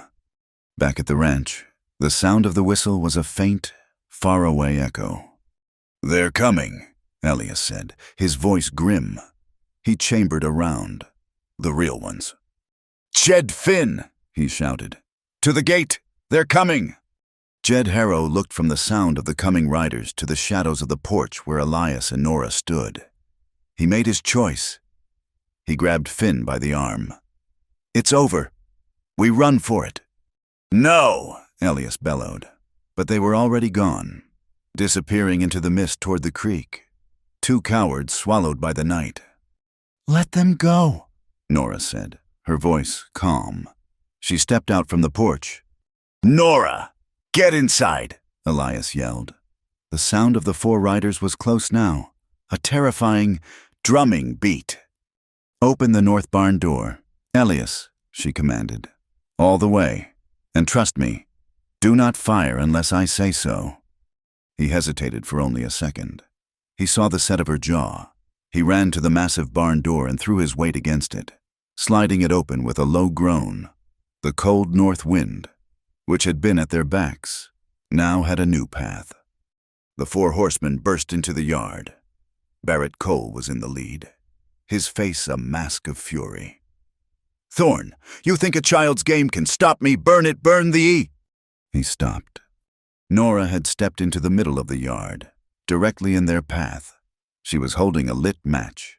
Beside her, on the ground, was a stack of flimsy paper shapes. She touched the match to a small wick on the first one. With a soft whoosh, a large paper lantern, one she had spent the afternoon building from oiled butcher paper and thin strips of willow, swelled with hot air. It was painted with a simple, star-like shape. She released it. The north wind caught it instantly. It didn't fly away.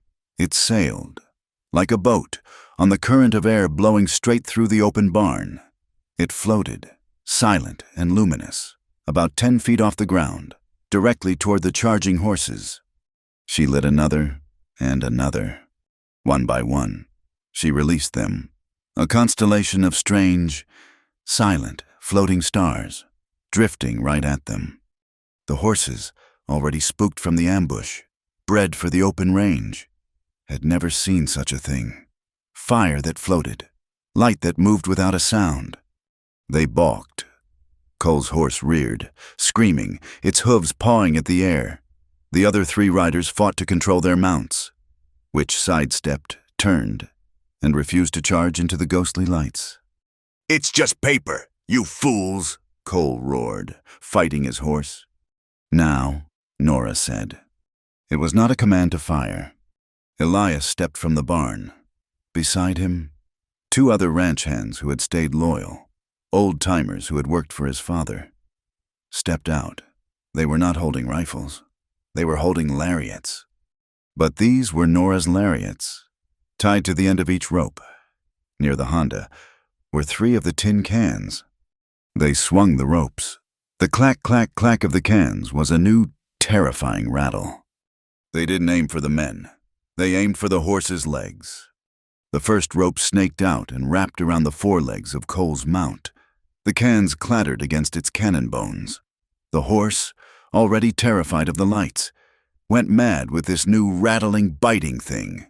It bucked, twisted, and went down in a heap, pitching Cole onto the hard-packed earth. The other 2 riders saw it. They pulled their horses, trying to turn, but the other 2 ropes were already in the air. More clattering, more panic. Another horse went down, its rider pinned.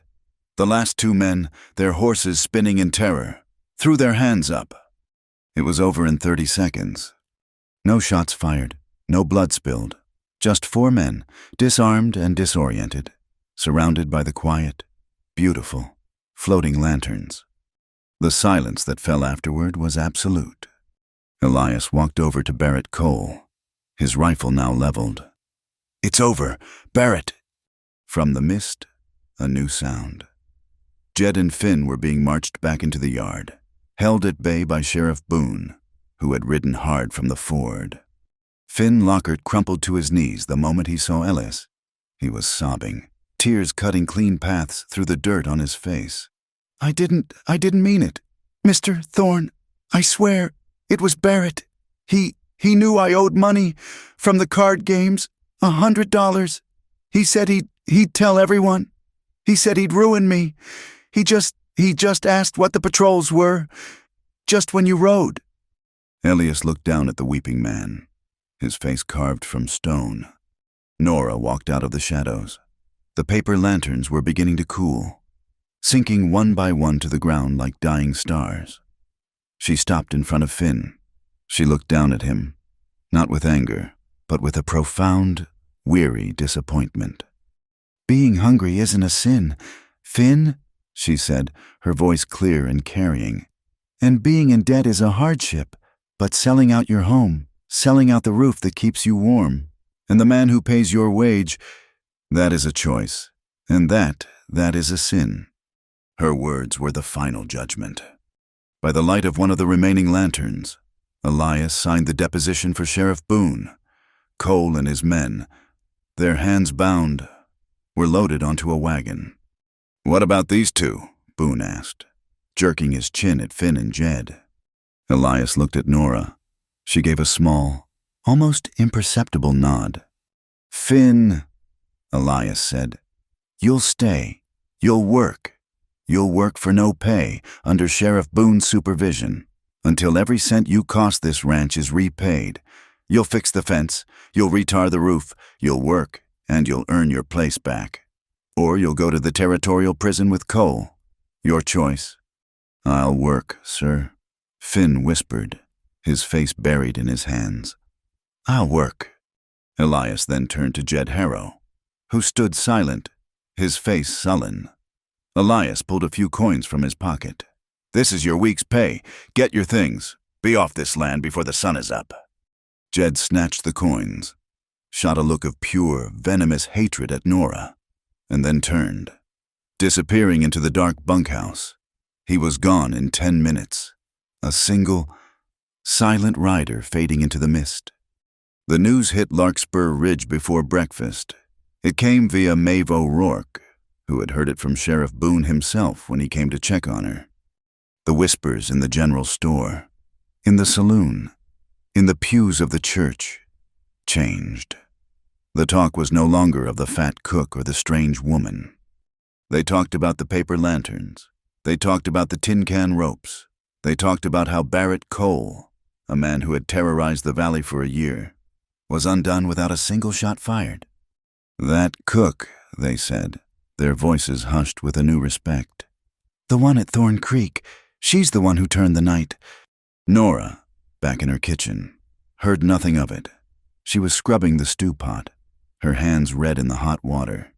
She had fed Cal, she had made Elias breakfast, and she was preparing to bake bread. The revenge she had sought against a world that dismissed her was taking shape. It was not loud or angry. It was competent. It was courageous.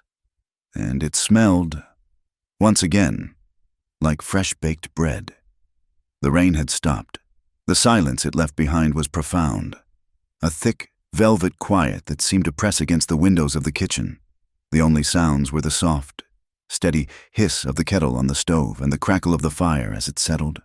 The night's chaos, the shouts, the clanging tins, the thud of falling bodies felt a lifetime away. The kitchen was an island of warm, golden light. It smelled of safety.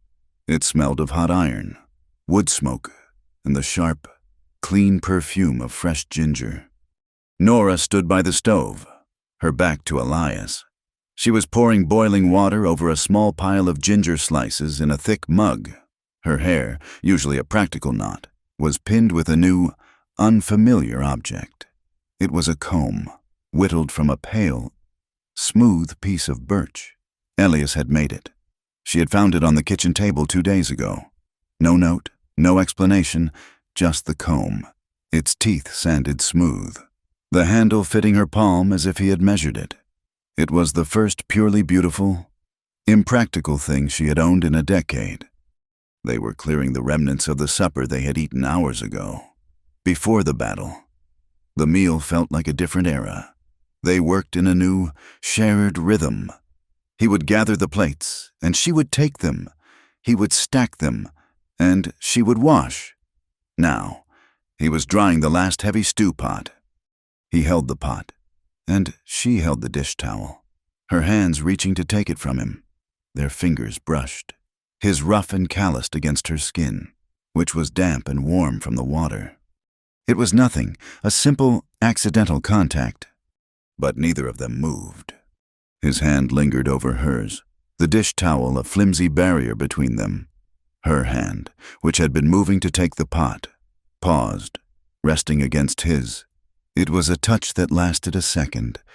2. A silent question asked and answered in the span of 3 heartbeats.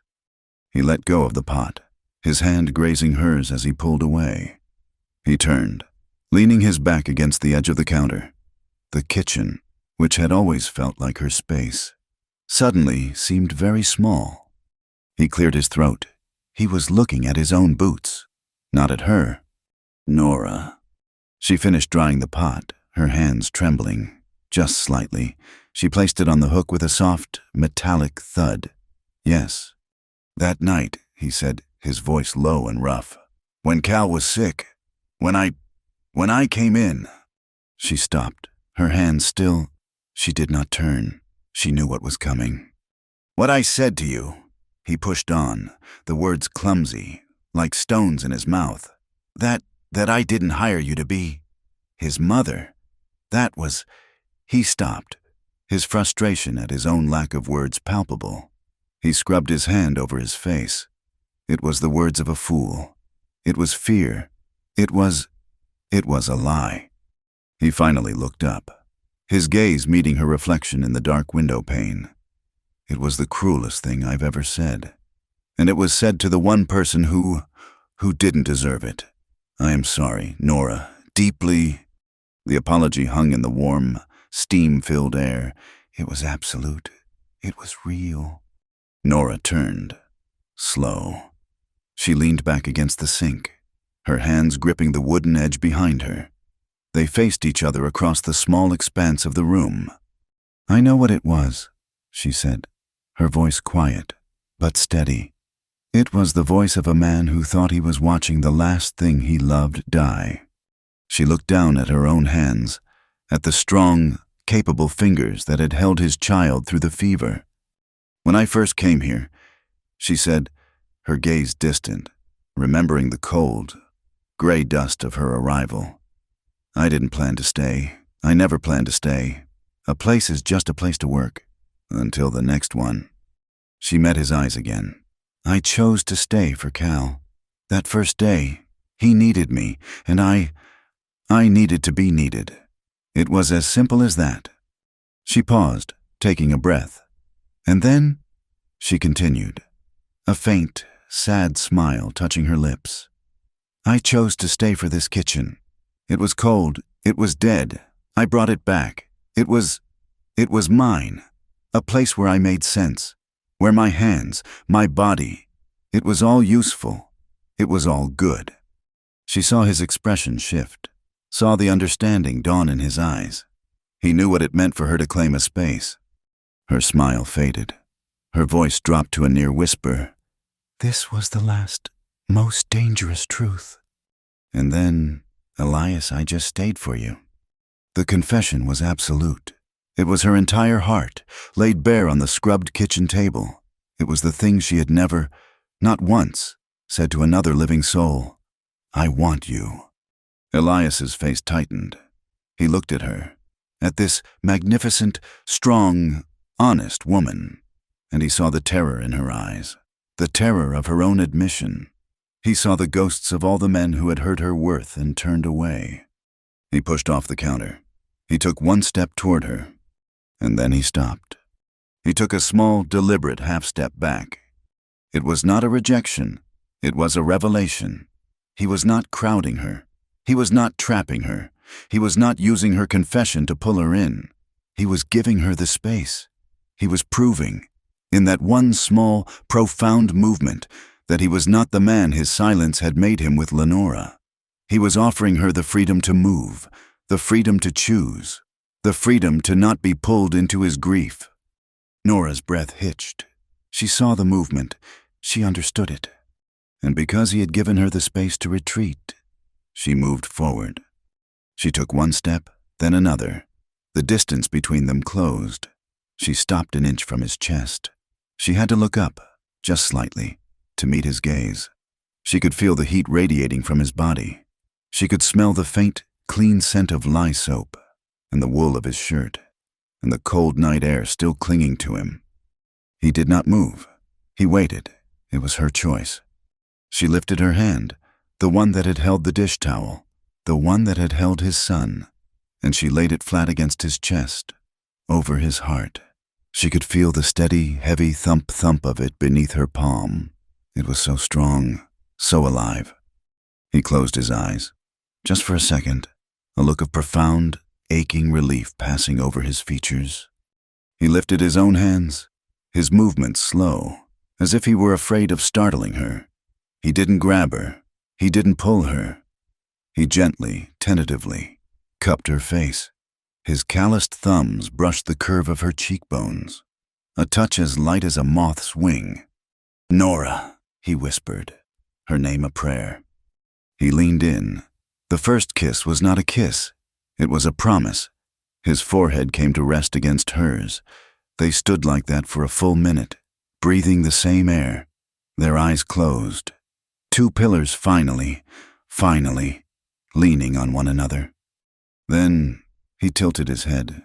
His lips, chapped from the cold, brushed the arch of her eyebrow, then her temple, near the birch comb. He moved to her cheek, a soft, patient press. She smelled the cinnamon from her baking on her own skin, mingled with the scent of him. She turned her face, just slightly, an invitation. His mouth found hers. It was not a collision. It was a discovery. It was impossibly gentle. It was just the corner of her lips at first, a hesitant question. She sighed, a small sound that was lost between them, and her hand on his chest gripped his shirt. That was the only answer he needed. He kissed her, truly. It was a kiss that tasted of ginger tea and butter and the faint, salty trace of the night's fear. It was warm. It was patient. It was a kiss that said, "I see you. You are here. You are not invisible." It was the first kiss of her entire life that felt like a welcome. A fire, slow and deep, uncurled in her belly. It was not the sharp, quick burn of shame. It was the deep, banked heat of belonging. She leaned into him, her body pressing against his, and his arms, his strong, steady arms, finally came around her. He didn't pull her. He held her. They leaned back, his strength supporting them both, until her back was pressed against the solid, sturdy edge of the kitchen table. The embrace was fierce, a desperate, silent confirmation. This was real. This was happening. His arms were locked around her waist, holding her as if she were the only solid thing in a spinning world. Her arms were around his neck, her hands buried in the thick, soft hair at his nape. It was not a delicate embrace. It was an embrace of substance, of two people who had fought a war, in their world and in their hearts, and had survived. It was the rough wool of his shirt against the softer cotton of her dress.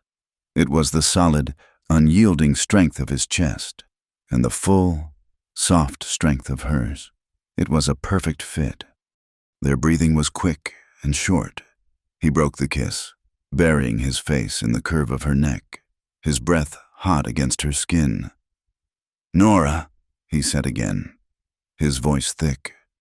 "I am here," she whispered, her hand moving from his hair to his collarbone, her fingers pressing against the pulse she found there, a frantic, living rhythm that matched her own. His hand on her back was a flat, warm palm. It was a support, not an invasion. It held her up. It said, "I am here with you." They clung to each other, the silence of the kitchen absolute, the world reduced to this one small, warm, golden space. Clack! A wooden spoon, perched precariously on the edge of the counter, vibrated from their movement and fell to the floor, the sound echoing loudly in the quiet. They both froze. A second passed. Then, a sound broke from Elias, a low rumble in his chest that she felt more than heard. It was a chuckle. He pulled back. His eyes, when they met hers, no longer haunted. They were clear and bright and full of a startling, beautiful light. Nora felt a laugh, a real bubbling laugh, escape her own lips. It was a sound of pure, unadulterated joy. He smiled, a true, wide smile that transformed his face, wiping away the last of the widower's grief. "A spoon," he said. "A spoon," she agreed, her voice breathless. The oil lamp on the table cast their shadows on the far brick wall. Two shapes, one large and one larger, blended at the edges, leaning into each other, joined and yet distinct. Two shadows, solid and unbroken. He didn't kiss her again. He just held her, his smile fading into a look of profound seriousness. He rested his forehead against hers again. "We will eat proper dinners," he whispered, the words a vow spoken against her skin. "We will get enough sleep." He pulled back just enough to look her in the eyes, his hands still holding her face. "And we will never," he said, his voice fierce, "let anyone disappear in this house again. Not you, not me, not Cal." This was his promise, not of forever, not of moonlight and roses. It was a promise of food and rest and presence. It was the most romantic thing she had ever heard. "I will hold you to that," she whispered back, her own promise. A small sound, a fretful came from the cradle by the fire. They broke apart, but not completely. He kept one hand on her arm as she turned. Cal was stirring, his small fists batting at the air. Nora went to him. She didn't pick him up. She just knelt by the cradle, stroking his soft, warm cheek. "Shh, little one," she murmured, the old Gaelic tune a low hum in her throat. "We are here. It's all right. We are here." She leaned down and pressed a soft, lingering kiss to the baby's forehead. Elias stood by the table, watching. He watched her hand, so large and capable, become infinitely gentle. He watched her, in his sister's boots and his wife's altered dress, her hair held by the comb he had carved. He saw her kneeling by his son, a guardian, a mother, a partner. He saw his prayer, the one he had been too afraid to even form, made real. The fire was dying, the embers a deep, pulsing red. The kitchen was growing cooler. Nora stood up, her body aching with the fatigue of the long, long day. He walked to the long wooden settle that ran along the wall by the hearth, the warmest place in the house.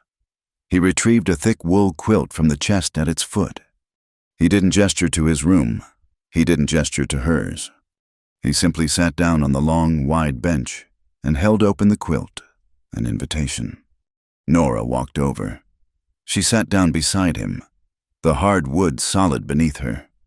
He draped the quilt over both of them, tucking it around her shoulders. She leaned her head against his shoulder.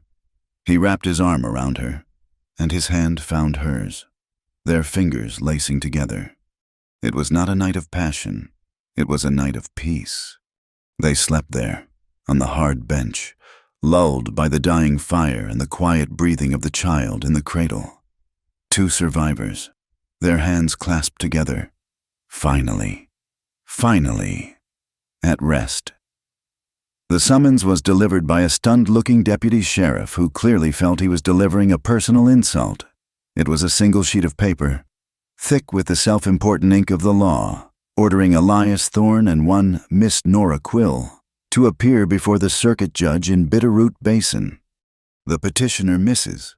Belle Caraway. The petition temporary. Immediate guardianship of the infant, Calhoun Thorne. The reasons, the child's father, Mr. Elias Thorne, was deemed to be suffering from prolonged and destabilizing grief, rendering him incapable of sound judgment.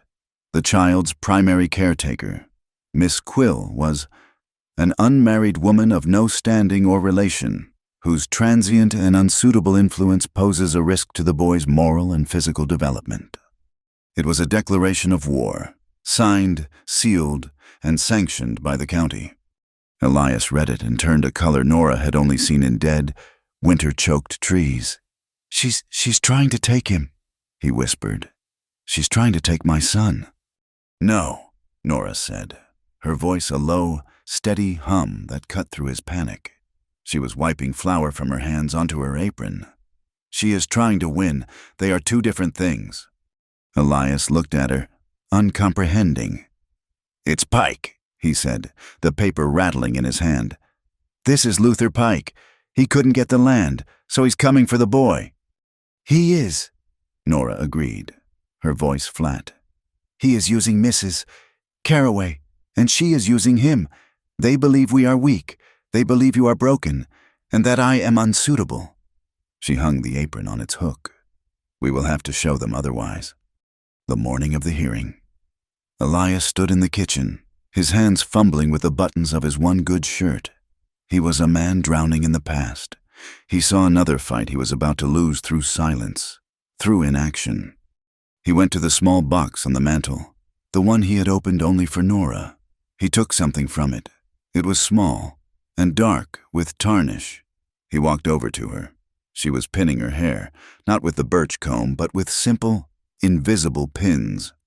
Here, he said, his voice rough. He held it out. It was a hair clip, a heavy, intricate piece of silver, crafted in a delicate, old-fashioned floral pattern. It was my mother's. Her good clip. I want you to wear it today. So the judge sees, so they see. So they see you are family. The words hung in the air, unsaid. Nora looked at the beautiful, heavy piece of silver in his hand. It was an anchor. It was a claim.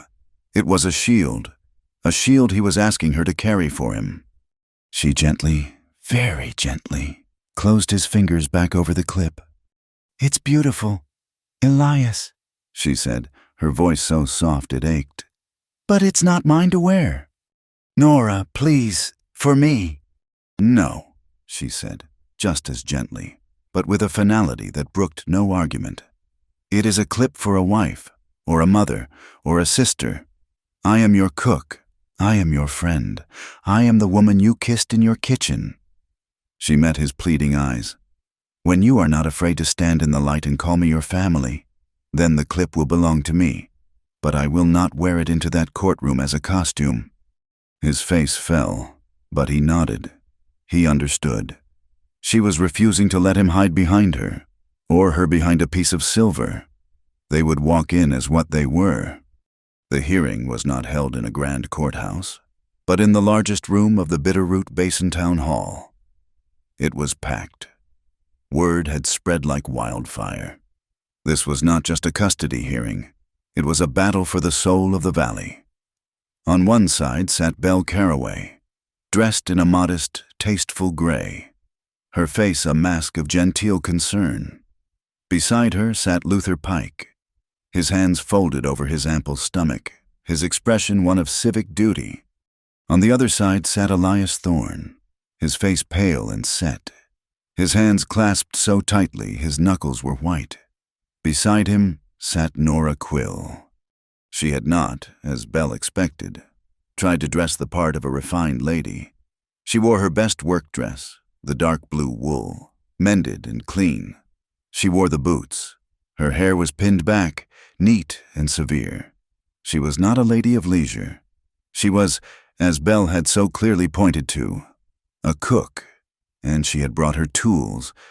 On the table in front of her, she did not have a perfumed handkerchief. She had 3 leather-bound books. The kitchen ledger, the feed and cattle ledger, and a small, new notebook.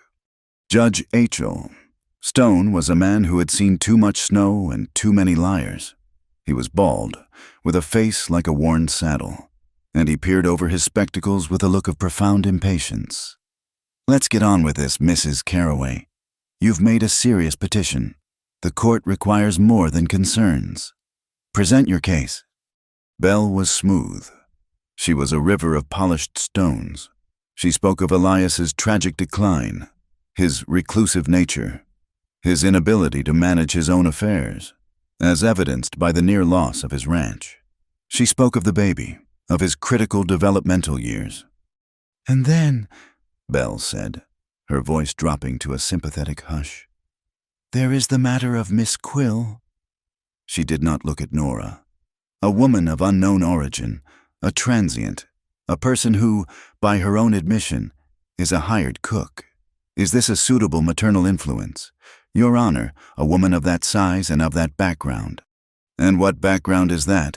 Mrs. Caraway, the judge asked, his voice dry. A laboring one, sir, Bell said, as if the word itself were an offense. A child needs gentleness, refinement, stability, not a camp follower. Objection, Elias roared, surging to his feet. Sit down, Mr. Thorne. The judge sighed. And you, madam, will refrain from casting aspersions. Do you have evidence?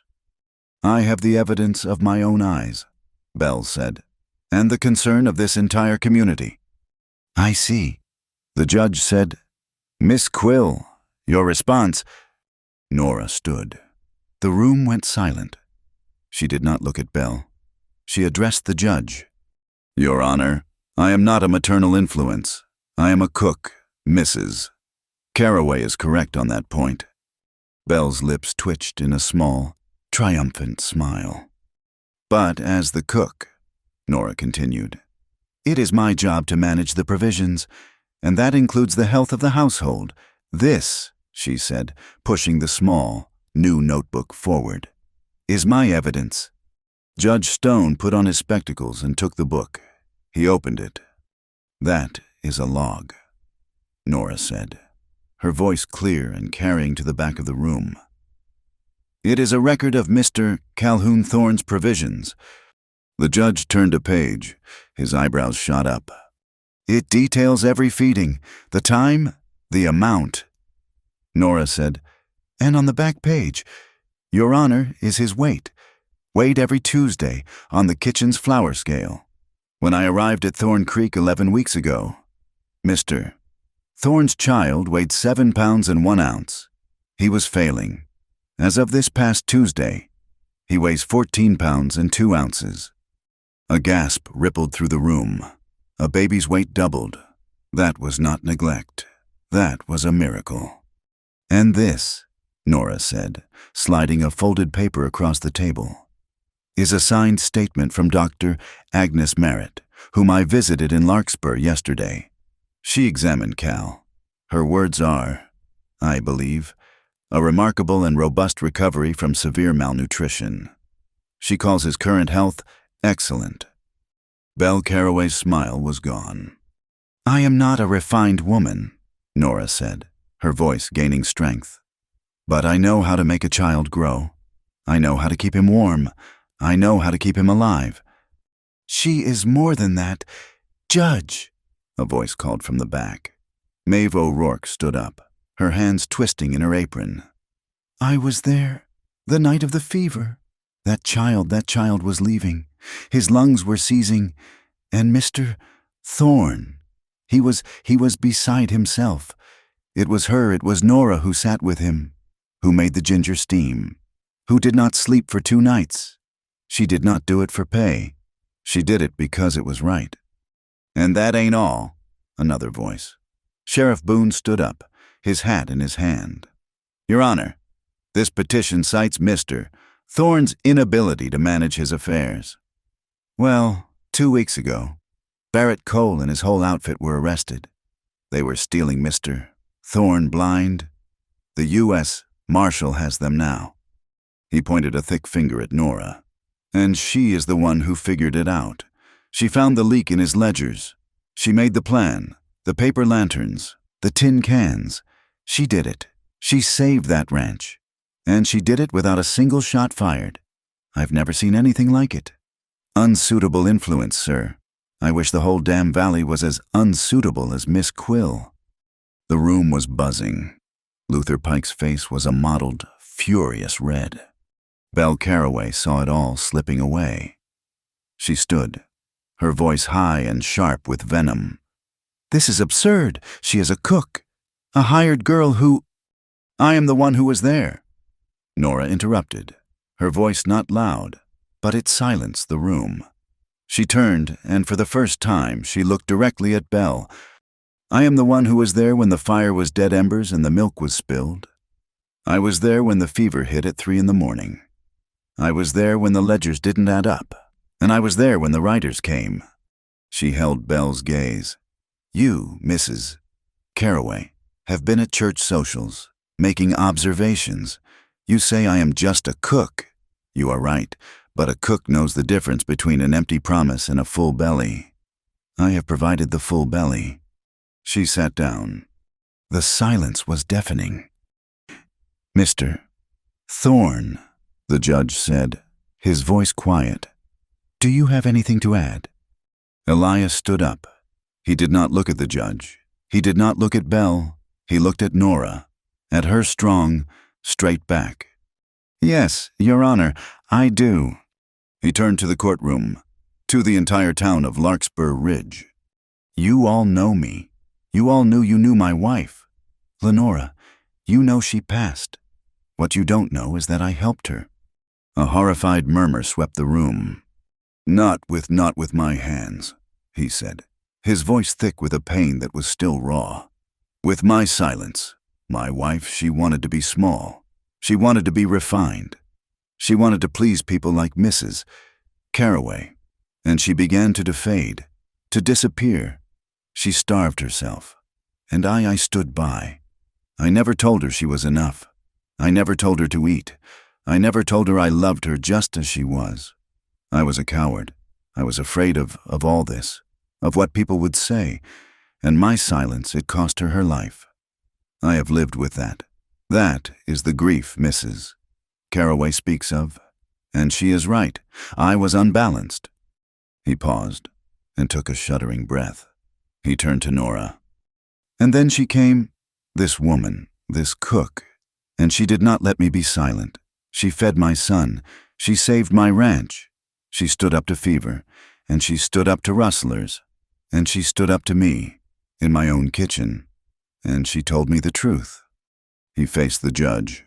This petition says I am unbalanced, but for the first time in 2 years, I am not. For the first time, I am making a choice, not from fear, not for what the town thinks, but for what is right. He looked back at Nora, his voice clear and ringing. I choose her. I choose Nora Quill. Every day, before a wedding, after a wedding, whether there is a wedding or not, I choose her. She is my partner. She is my home. And she is, in every way that matters, my son's mother. And any man or any bank who tries to tear my family apart will have to come through me. He sat down, his hand, shaking, found hers on the bench. Nora was weeping. Silent tears, streaming down her face. Judge Stone took off his spectacles. He wiped them on his vest. He looked at Luther Pike, his eyes cold as a gun barrel.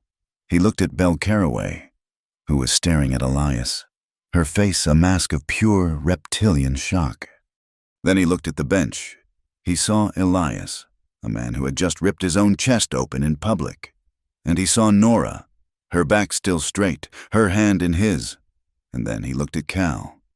Cal, who had been in Nora's arms the entire time, had slept through the shouting, through the testimony, through the tears.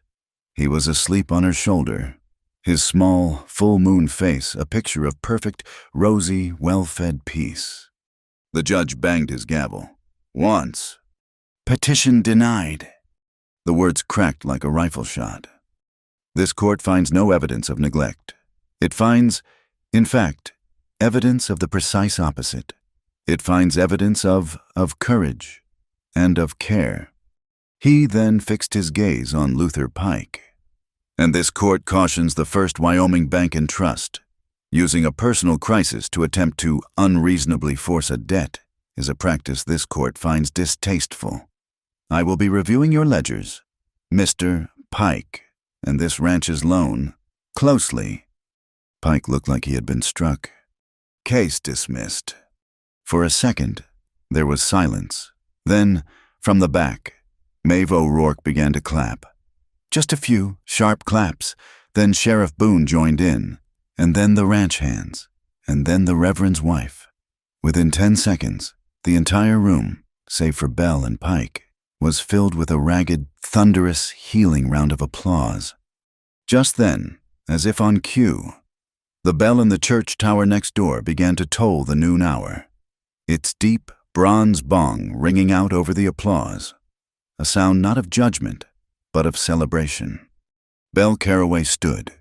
She gathered her dignity around her like a shroud. She did not look at Nora or Elias. She walked, her back rigid, to the door. She paused, her hand on the latch. "This isn't over," she hissed to the doorframe. "I'll be back." And she was gone. That evening, the kitchen was quiet again. The three of them were back. Elias was watching Nora, who was humming as she rocked Cal. They didn't speak of the hearing. They didn't need to. He just looked at her, at this woman who had defended him, who had saved him, and he smiled, a real tired but completely peaceful smile. Nora, feeling his gaze, looked up. She saw the question he had asked that morning, the one about the silver clip. She saw the new question, the one about after the wedding. She smiled back. It was a smile of pure, shared understanding. They were no longer afraid to want things. They were no longer afraid to speak. The blizzard did not arrive. It attacked. It came 2 weeks early, a pale, roaring monster from the north that the old-timers would later call the White Death. It was not a gentle snow. It was a horizontal wall of ice, a scouring, blinding force that dropped the temperature by 30 degrees in a single hour. The world vanished, erased by a screaming, white void. Elias burst through the kitchen door, bringing a whirlwind of snow with him. He was encased in ice, his beard a frozen mass, his hat a solid white cap. He slammed the door against the wind and stood there, breathing, his chest heaving. "The north fence," he choked out, pulling off his frozen gloves. "It's not just down, it's gone. The posts snapped like twigs." Nora, who had been watching Cal by the fire, felt her blood run as cold as the wind. The herd, the breeding stock. "Scattered," he said, his voice raw. "They're drifting. The wind is pushing them south, straight toward the frozen creek." It was a death sentence. The cattle, blinded by the snow, would walk onto the ice, break through, and be lost. The Bank Luther Pike, they would lose everything. As if the wind had heard them, a new sound joined the chaos, a small, dry, barking hack. They both froze. They looked at the cradle. Cal's face was untroubled, but he was asleep, and he coughed again. A dry, rasping sound from deep in his chest. It was not the wet fever from before. It was the sharp, biting cough of air that was too cold and too dry. "The wood," Nora said, her voice a whisper. She looked at the wood box by the hearth. It was half empty. "Elias, the main pile." "Buried," he said, his face grim. "It's under 6 feet of drift already. What's in the lean-to is wet." The house was dying. The fire, their only source of life, was being starved, and the cold was already in the baby's lungs. Elias looked at the door. He looked at the coughing child. He looked at Nora, the old, familiar panic, the one that had made him snarl at her, returned, the terror of inadequacy. He strode to the wall and grabbed his heavy bearskin coat. He took the axe from the corner. "Elias, what are you doing?" "The tree line," he said, his jaw set. "It's only half a mile. I can cut a pine. I can drag it back. We need the fuel." "You'll be dead in an hour," she said, her voice flat. "You'll be snowblind in 10 minutes. You won't even find the trees. And if you do, you'll never find your way back. You'll die for nothing." "I have to do something," he roared, the fear making his voice crack. I will not sit here and watch another." "No." Nora's voice was not a shout. It was a command. It was as solid and unmoving as the bedrock beneath the house. She stood between him and the door. "You will not," she said, her voice low and fierce. "You will not die, and I will not watch you fade. We are not disappearing for the sake of hollow heroics. Elias. The word struck him, harder than the wind. Hollow heroics. Disappearing. She was speaking the language of his guilt, the language of Lenora. What then? He whispered, his shoulders slumping. The axe felt impossibly heavy. Nora's eyes scanned the kitchen. They were the eyes of a general. We have fuel. We are standing in it. The old barn. The south door is already broken. The wood is seasoned. It's dry. And it's 20 yards away. The barn door. We are not saving the barn, she said. We are saving this house.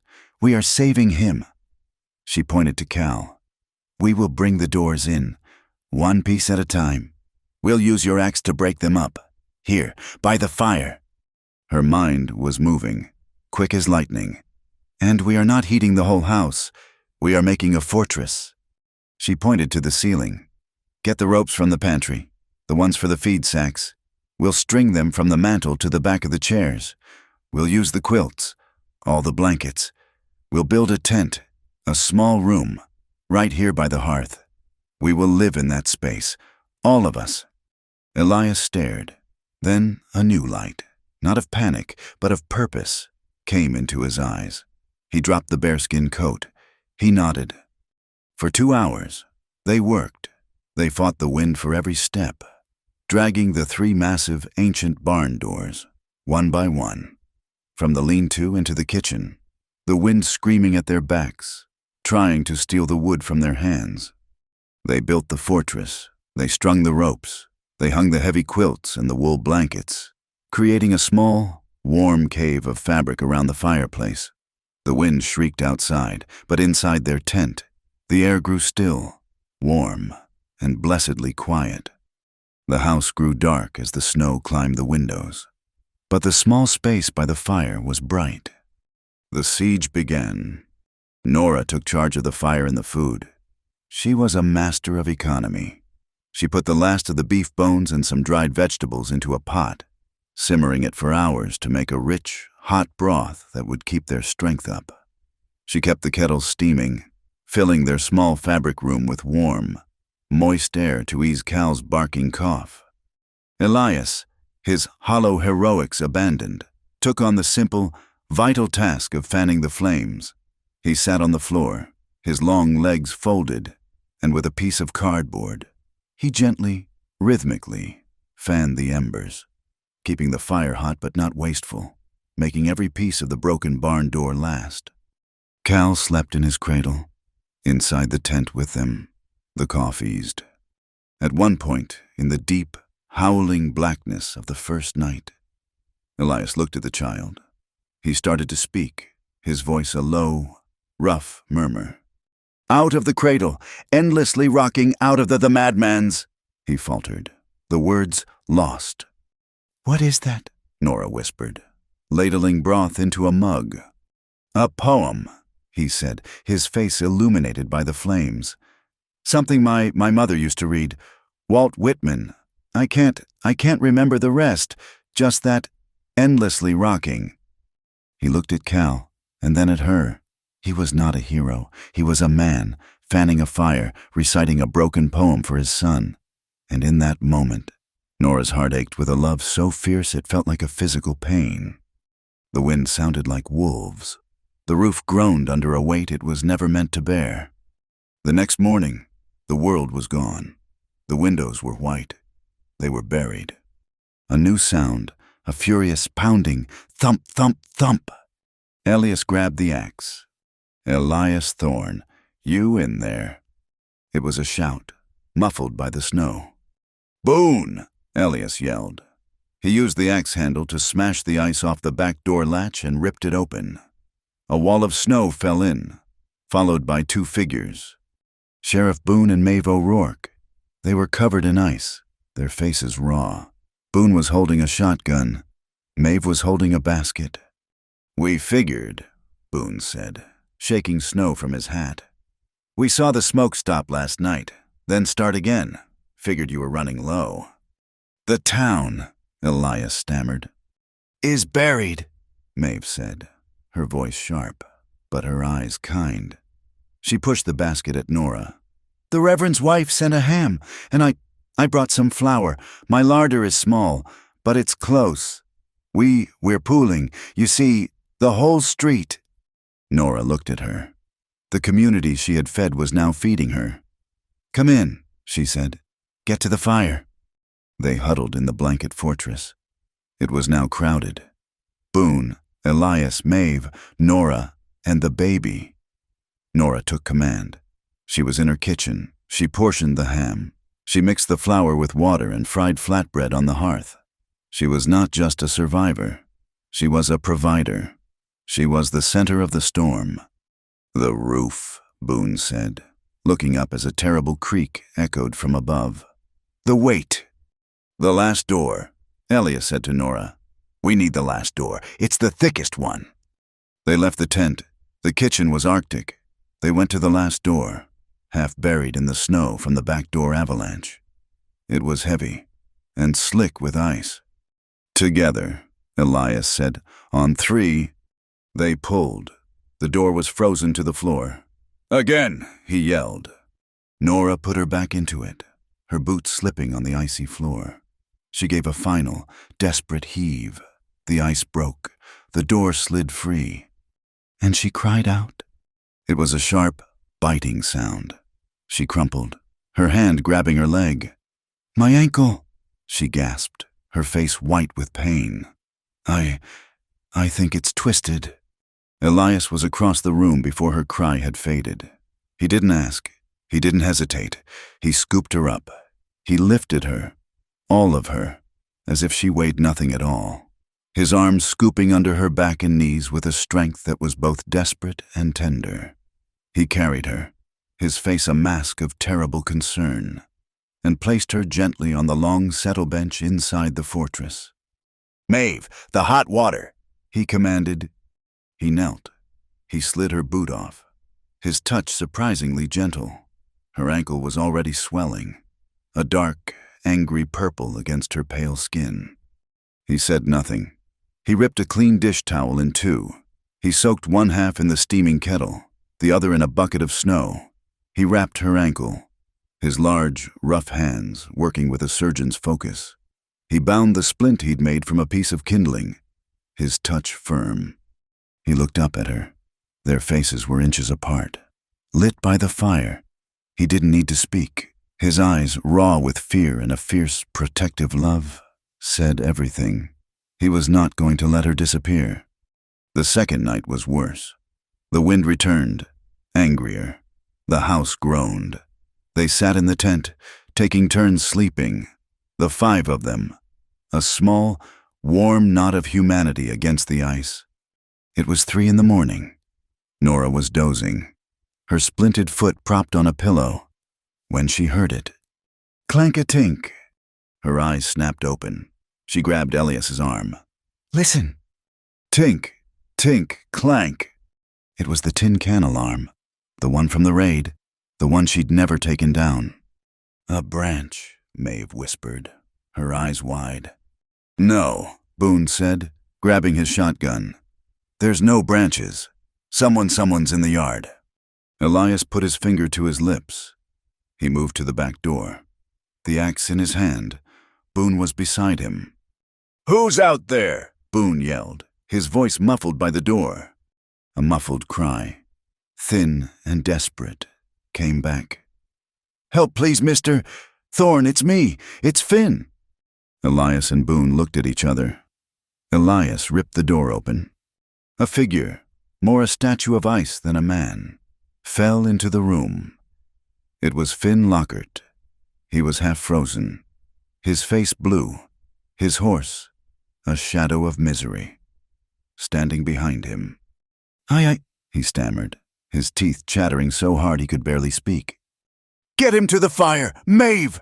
Nora commanded from the bench. They dragged him in, pulling him into the tent. Finn collapsed, his body shaking in violent, uncontrollable shudders. "What in God's name, boy?" Boone said. Finn just pointed. He couldn't speak. He pointed to his horse. Elias and Boone went back out. They returned a moment later. Elias was holding a large burlap feed sack, frozen solid. "It's oats," Elias said, staring. They worked on Finn for an hour, forcing hot, sweet broth into him. Finally, his shivering subsided enough for him to speak. I kept it," he whispered, his eyes on Nora. When Barrett Cole was having us skim the feed, I felt wrong. I took one bag, a full one. I hid it, in the old line shack. I was going to give it back, I swear." He looked at Elias. "When the storm hit, I was at the saloon. But I thought of the horses. I thought of the bread." He looked at Nora. I figured you'd be running low. I figured I had to try." He had ridden 2 miles, in a whiteout blizzard. Not for shelter, but to return what he had stolen. The storm broke on the 3rd day. It didn't end, it just stopped. The silence was as shocking as the noise had been. When Elias finally managed to shove the front door open, the world was a new, pristine, terrifying blue-white. The snow was piled to the roof. A pale, weak, blue-tinged dawn fell over the valley. They had survived. That night, after Boone and Maeve had returned to their own homes, after Finn was asleep and recovering in the bunkhouse, the kitchen was quiet. Cal was breathing easy, the steam and warmth having kept the cold from his lungs. The kettle was on the stove, beginning to warm again. Nora, her ankle tightly bound, was sitting at the table, watching the snow, blue in the moonlight. Elias came and stood beside her. He touched the birch comb in her hair, his fingers gentle. "This house," he whispered, his voice thick.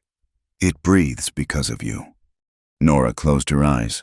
She leaned her head back, her hair brushing his hand.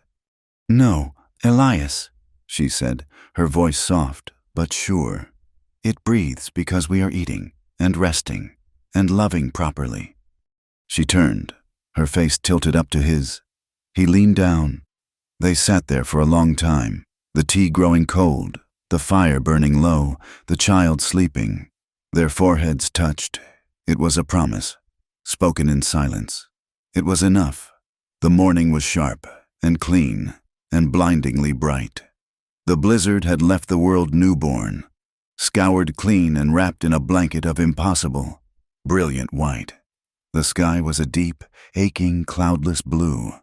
Nora came down the stairs slowly, her ankles still stiff but mending. She had woken up alone on the settle, covered in the quilt, the fire already rebuilt and crackling in the hearth. The house was quiet. She entered the kitchen, and the light that poured through the newly cleared windows was so bright it made her squint. It was a room reborn. The shadows were gone. On the table, in the center of a perfect golden square of sunlight, sat a mug of coffee. It was steaming, waiting for her, and beside it, catching the sun, was a small, simple, plain gold band. It was not new, it was worn, the gold soft at the edges as if it had been in a pocket, rubbed by a nervous thumb, for a very long time. She stopped. She just stopped. Her hand, which had been reaching for the coffee, froze in midair. She stared at the ring. It was so small, so simple, and yet it was the heaviest thing she had ever seen. It was a question, sitting there in the sunlight, asking for her entire life. She heard a floorboard creak. Elias stood in the doorway.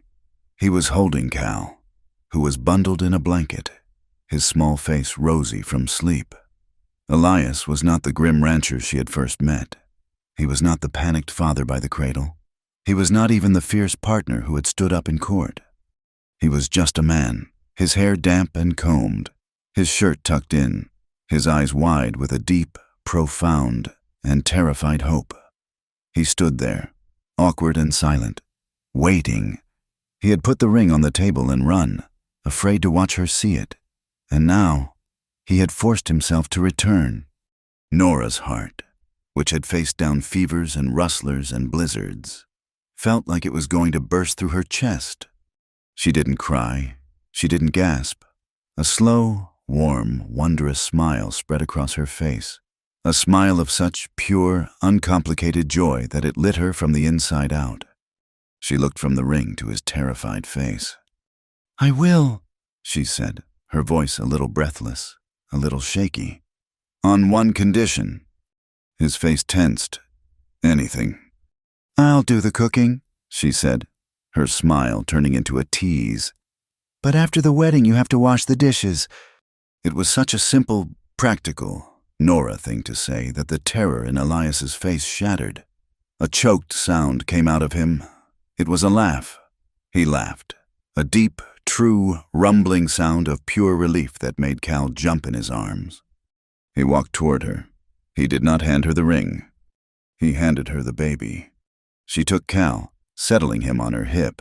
And Elias Thorne, the tall, proud, silent rancher, sank to one knee on the kitchen floor. He was not kneeling out of ceremony. He was not proposing like a man in a storybook.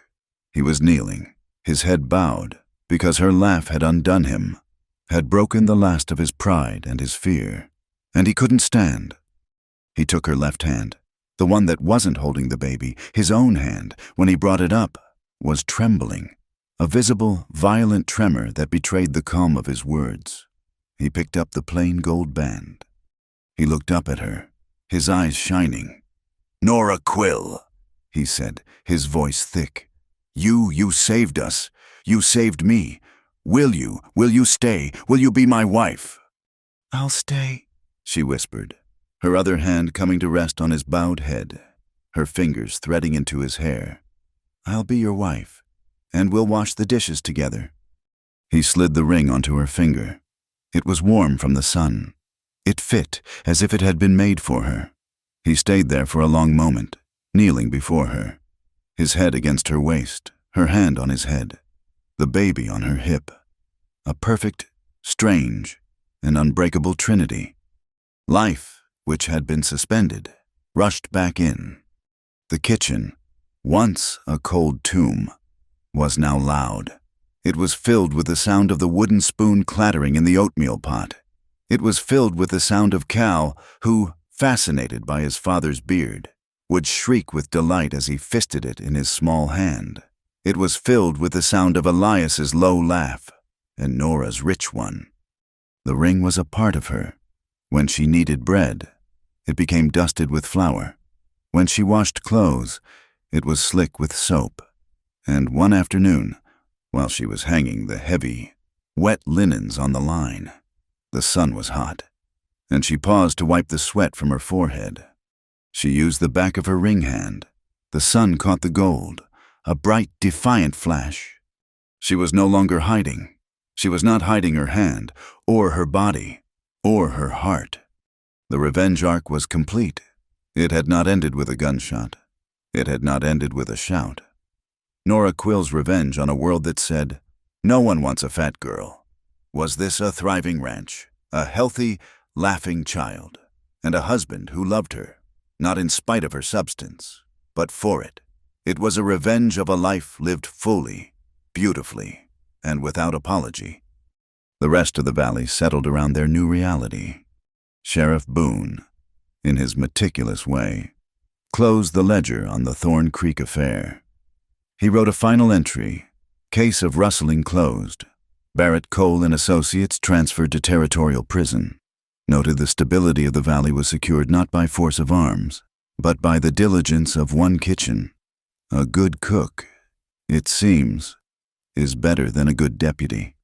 Luther Pike, his ledgers under review by the territorial judge and his reputation in tatters, quietly, and without a word, extended the Thorn Creek loan, indefinitely, at a new, much lower, rate of interest. And Belle Caraway, she was seen, from a distance, watching the Thorn wagon leave the feed store. She stood for a long time, a slender, gray ghost in the melting snow. Maeve O'Rourke, her face set in a look of grim satisfaction, approached her. She was holding a bundle wrapped in a clean dish towel. "A Mrs. Caraway," Maeve said, her voice polite. "This is from Mrs. Thorne. She sent it for you." Belle's eyes, full of a cold, brittle pride. looked at the bundle as if it were a snake. "I want nothing from her." "She said you might say that," Maeve said, holding it out. "It's just bread, still warm." Maeve pressed it into Belle's gloved hands. A small note was tucked into the string. Belle, against her will, read the strong, clear script. "Everyone is hungry in some way. Mrs. Carraway, I hope this helps." It was the last arrow, a soft, warm arrow, smelling of yeast and raisins. It was not a weapon of war, but of peace. It was an offering that so completely and totally disarmed her, that Belle Carraway could do nothing but take the bread, turn, and walk away. The war was over, and she had been defeated. Not by force, but by grace. That evening, the light in the kitchen was soft.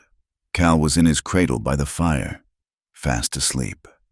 Nora was mending one of Elias's shirts, her movement slow, her ankle propped on a stool. Elias came and sat beside her.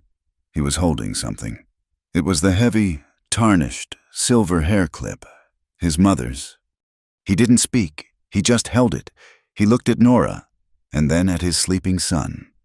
Very gently, he reached into the cradle and took Cal's small, limp hand. He uncurled the tiny fingers and pressed the silver clip into the baby's palm. He held it there, his large, rough hand covering his son's. "It was your grandmother's, Cal," he whispered. It was your mother's, and now it's yours." He held it there for a moment, a silent passing of memory. Then he took the clip from the child's hand. He turned to Nora. She had stopped mending. She was watching him, her eyes wide. He reached out, his hand steady now, and gently unpinned the birch comb from her hair. Her thick, dark hair tumbled down her back.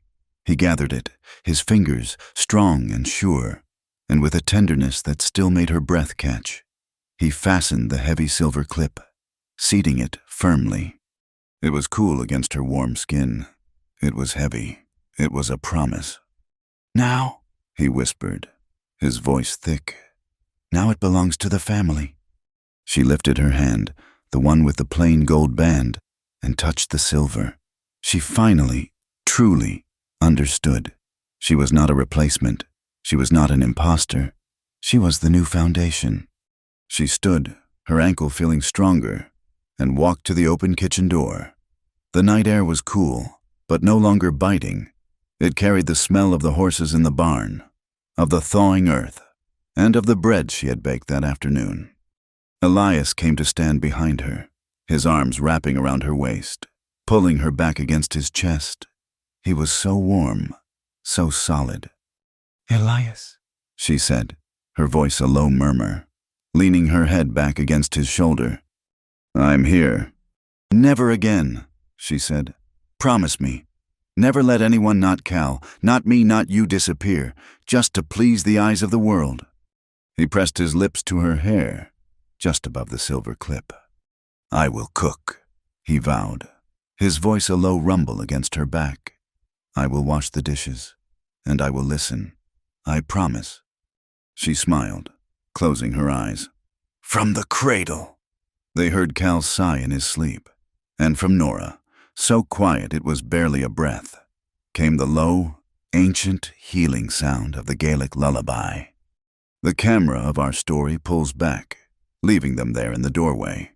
Two solid, unbroken shapes against the warm, golden light of the kitchen.